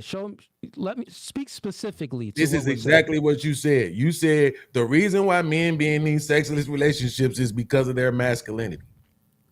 No, fam. I'm not going to let you do that. I'm not going to. There are good-looking men who deal with women who weaponize sex in relationships. There are men with money who deal with women who weaponize sex in relationships. There are men that are successful. There are men who are in shape. All kind of men deal with this kind of behavior from women, or else every man who is successful, in shape, got the bag, or good looks would just be with the same girl he met, the first girl he ever was with, because they all would just cooperate.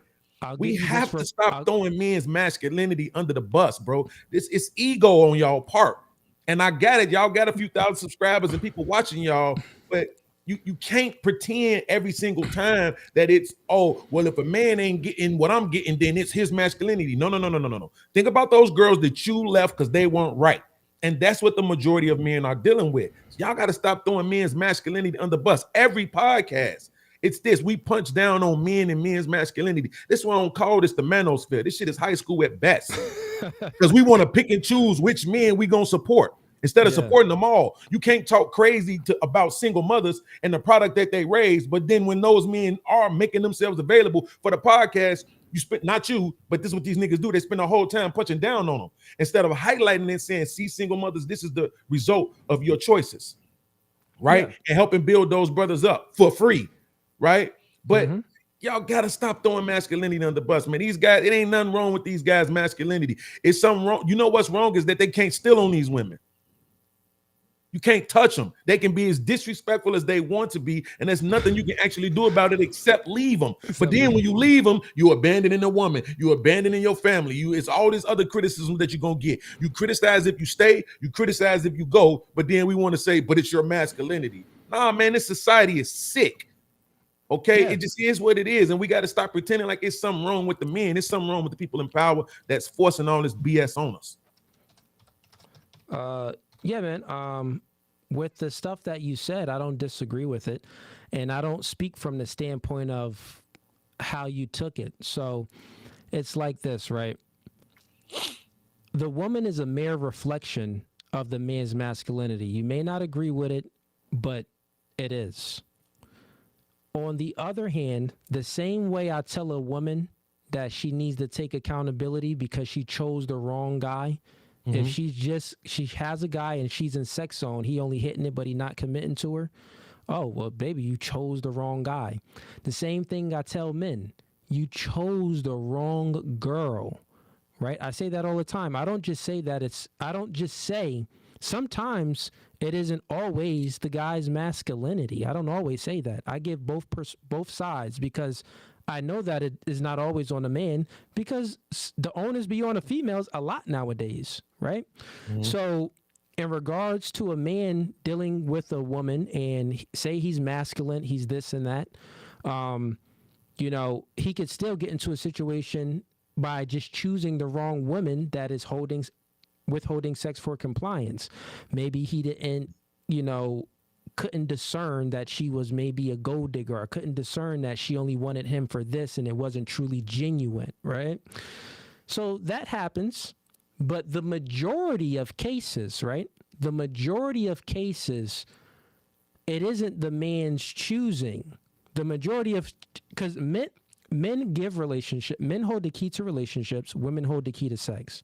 So sometimes, and I coach men, bro. Like, click the third link in in the description. Like, niggas, click it. You can sign up for coaching. I coach men. I know I get the inside scoop. I'm a man myself. I've been doing a podcast, speak to many men and women. The majority of the male experience is men being inadequate. That's why they don't get the best experience of their women, because women are hypergamous, meaning that they want quality. And with the age of social media, if you not a quality male, nigga, this other dude is liking her pictures and sending her a DM that looks more qualified than you are. So guess what? She knows that she could do better. So then she's going to tend to withhold sex for compliance, because it's in her nature to look for something that's just better. So I give men the truth to say, hey, listen, you could have chose the wrong one. Maybe she just can't be submissive. Maybe she can't be tamed. You can't tame that woman. If that's the case, leave her. But you got to look at yourself, because men, we are leaders. So you got to look at yourself and say, were you being the best version of yourself that you could be? Sometimes guys are being the best version of themselves and they're really masculine, they dominant, and girls are still out being promiscuous and cheating on them or withholding sex for compliance or doing some type of hedonistic, degenerate behavior on the side. And they just chose the wrong girl. But for the most part, those men are lacking in some sorts of masculinity in certain ways where the woman can't really respect them. So then, therefore, she's withholding sex for compliance. So I give both sides of it. I agree with everything you said. We should never put all the onus on the man, because women have agency just like men have agency. So with agency comes responsibility and authority over your choices and decisions that you make, which means that you must take accountability. So yeah, but the reason why I still find, because I find it problematic that you're saying it's the majority, right? That's like if imagine any woman in the chat, how would you feel if I said, well, the reason why most women get cheated on is because of them, right? No, he cheated on you because of you. He cheated on you because you wasn't doing the best feminine version of yourself that you could possibly be. That's not an equivalent. That's not a good. It doesn't have to be equivalent if you understand example. how I'm using it. Right, but I'm not using it to be equivalent. What I'm using it to show you is that the same way how you're going to look at the man right now, what you're going to do is you're going to look at the man and you're going to determine for yourself that, no, that's not how men move, right? Men make those decisions based on their own thoughts. They own their own agency. They're autonomous beings. It don't have anything to do with the woman. I said this on my show the other day to two of my co-hosts. It don't matter what you do or don't do. If I make a decision that I like this. My bad. Super chat's been piling up. I'll get to the super chats in a second after this call. Go ahead, bro. Yeah, if I make a decision that I like this other chick or I'm going to deal with this other chick, there's nothing you can do or not do that's going to change that, right? And what I'm saying is the same thing applies to these women. They look for specific outcomes, right? And when they don't get those outcomes, then you see the toxic behavior. That's not on the man.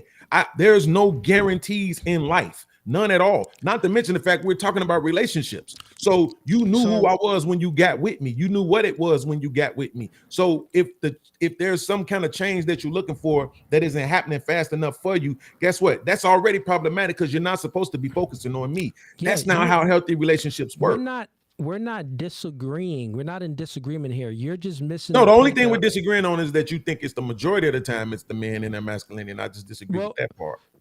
Okay, fair enough. I think it's just women and their behavior and their choices and the way that they're being groomed. You can't say that 70 to 80% of them are being raised without a wait. Listen to this, Cooley. You can't say that 70 to 80% of them are being raised without a father, but then say the reason why they're not cooperating in relationships is because the man is lacking masculinity. And then at the same time say the reason why you had issues with the women on your panel is, and the reason why they didn't succumb to your masculinity is because they were raised without father. It's not, the logic ain't logic. Yeah, the logic is logic because that's not what I'm saying. I'll repeat it again. You trying to correlate the things that I'm saying, it's wrong, right? I'm going from cause. You going with effects. The cause, I said 2 causes, right? 2 main causes. 2 of the main causes why men experienced bad situations with women, like even the girls on my podcast or men in relationships with girls, I'm saying that one of the reasons is because they just chose the wrong girl. They chose a chick that can't be tamed. They chose a chick that isn't gonna comply, so therefore you got to say goodbye, right? They chose the wrong girl. Put a percentage on it for them. I'll put in a percentage after I'll go to the other reason. The other reason is, well, men aren't doing the things that they supposed to do, because we never tend to talk about how a man has to. I talk about it on the podcast all the time. It's up to a woman to retain the man.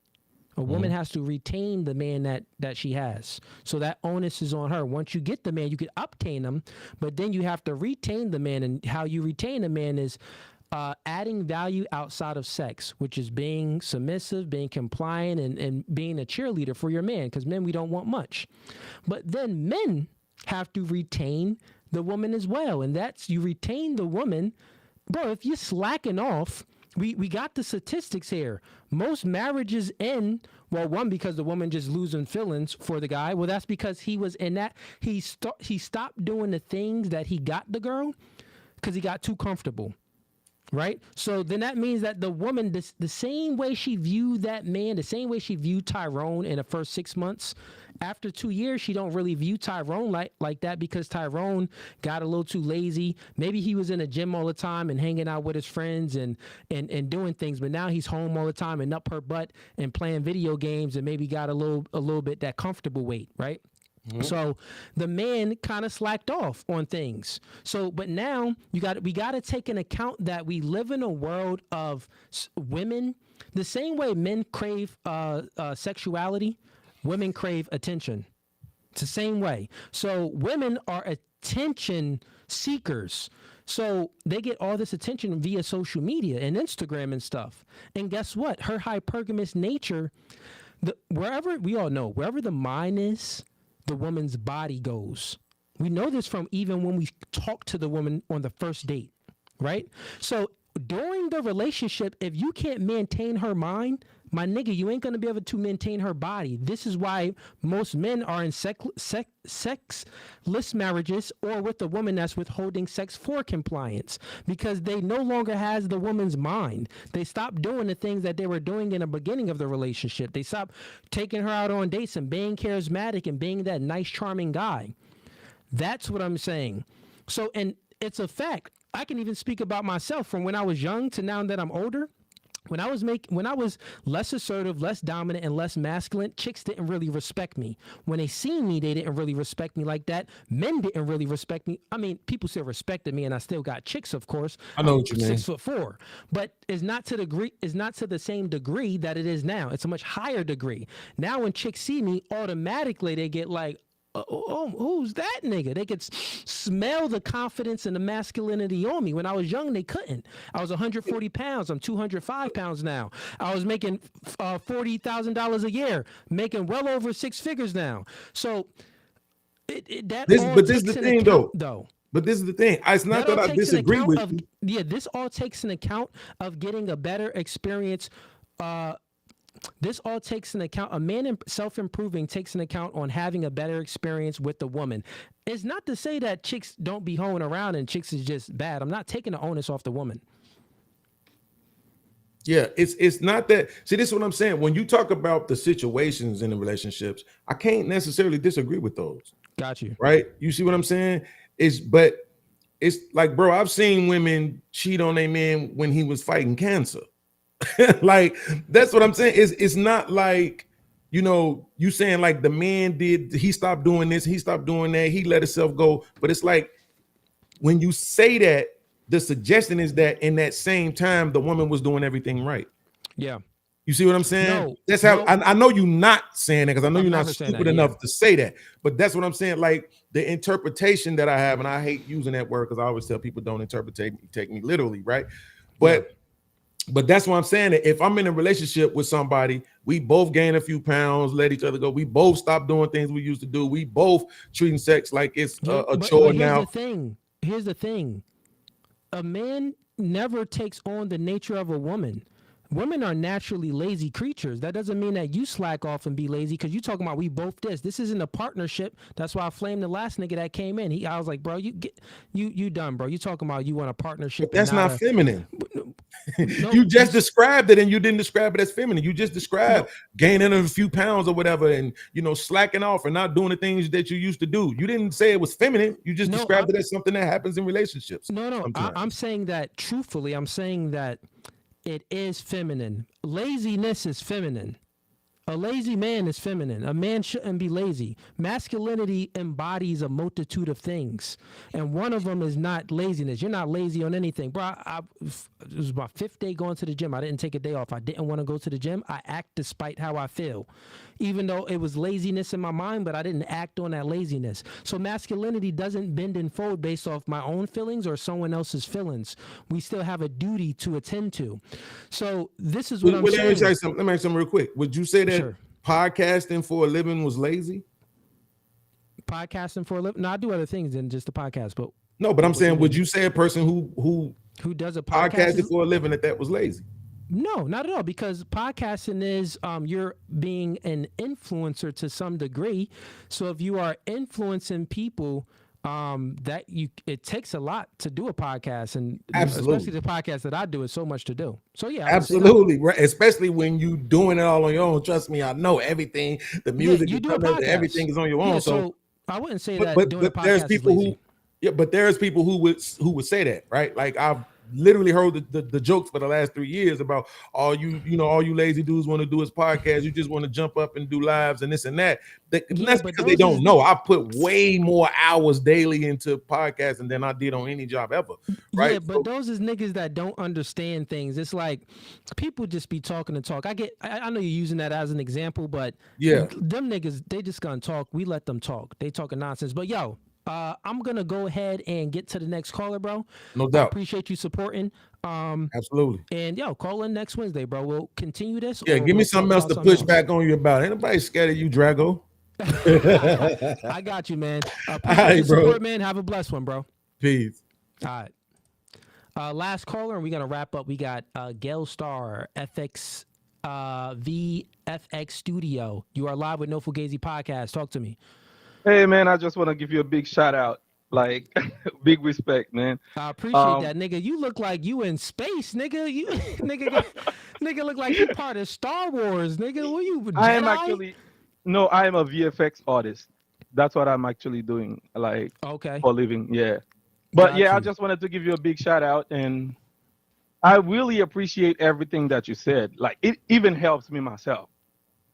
Thank you, and I have my lady with me right now. She actually like trying to take a pic, and she will say hi and stuff. And we appreciate you. That's your wife? Oh, yes, she's actually. She can't hear you because you're on my headset. Oh, okay, but that's your wife. Yeah. Yes. That's good, man. Good. Yes, thanks. And we actually follow you a lot, and you actually bring a lot of positivity, even for relationship wise. Because our society right now is kind of like messed up, especially like me as a foreigner who is not from this country. I joined the military, and in the military, that's why I even sent you a chat, and I told you like it would be very good for you to actually do. I don't know if you can actually, if that's possible, even possible for you to actually sit down with young kids who actually just joined the military and do a sit down and come to base and do something like for veterans or military personnel. Because I mean, I'm definitely not opposed to that, man. I'm definitely open to that.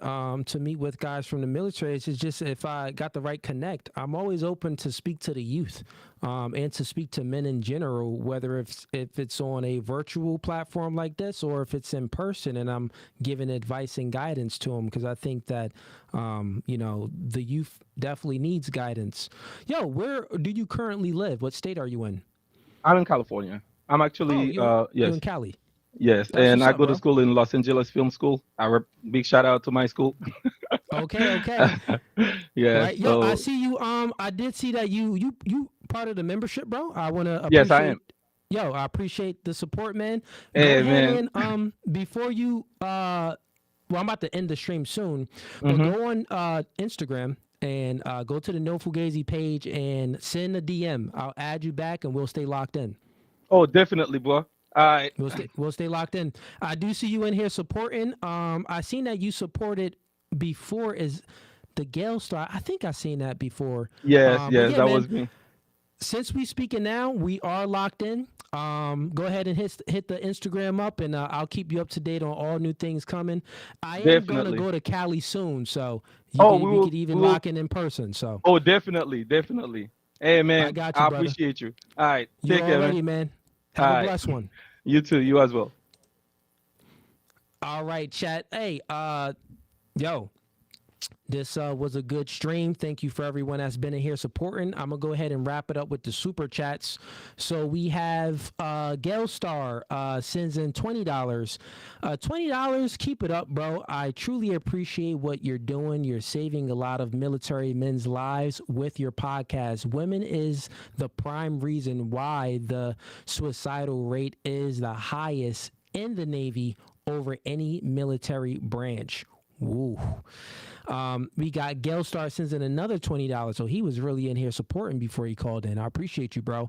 He says, your explanation is perfectly explained for the slavery situation. Haiti, the first black independent country, versus DR, the island is in America, the first place Christopher Columbus discovered in America.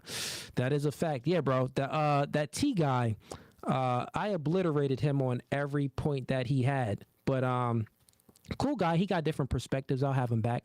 We have Kenny 3 Stacks sends him $5. Cooley, tell him about the biology of sex work and how it ruins the woman's minds and pair bonding abilities.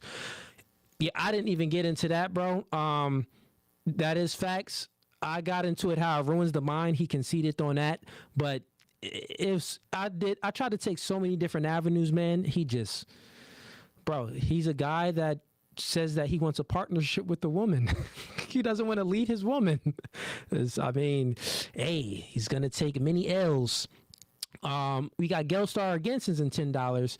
He says Tatiana is too feminine. Tatiana is too feminine. This guy funny. He called a T Tatiana. Yo, we may have to give him Gale Star, you funny. T nickname is Tatiana. Hey, it's over. T, you call in next time, you Tatiana, homie. He said Tatiana is too feminine. He's just talking a whole lot of nothing, just like these headless chicken girls who have been caught in their emotions at your podcast. T needs serious help. That's funny. And you got mad likes on that too. We got Queen Lala in here supporting. She says, Beans, stop beaning. Women know who to play with and who not to. That's a fact. A man being in his masculinity demands respect from everybody, and women know it. That is a fact. See? T, if you're still watching, not T, what is this guy? Beans, if you're still watching it, yeah, bro. Like, a woman is a mere reflection of the man's masculinity, bro. A mirror reflection of the man's masculinity, meaning how she treats you and how she behaves, even when you're not around. That's based off of how masculine you are, how you carry yourself, how you assert yourself. It's just a fact. Women know who they can play with, and they play with them suckers. They don't play over here. Other than that, hey, we out. This podcast was No Fugazi. Don DeMarco for myself. Other than that, we out, man. Tune in. Next podcast Friday. We going live. Got 4 chicks coming. Peace.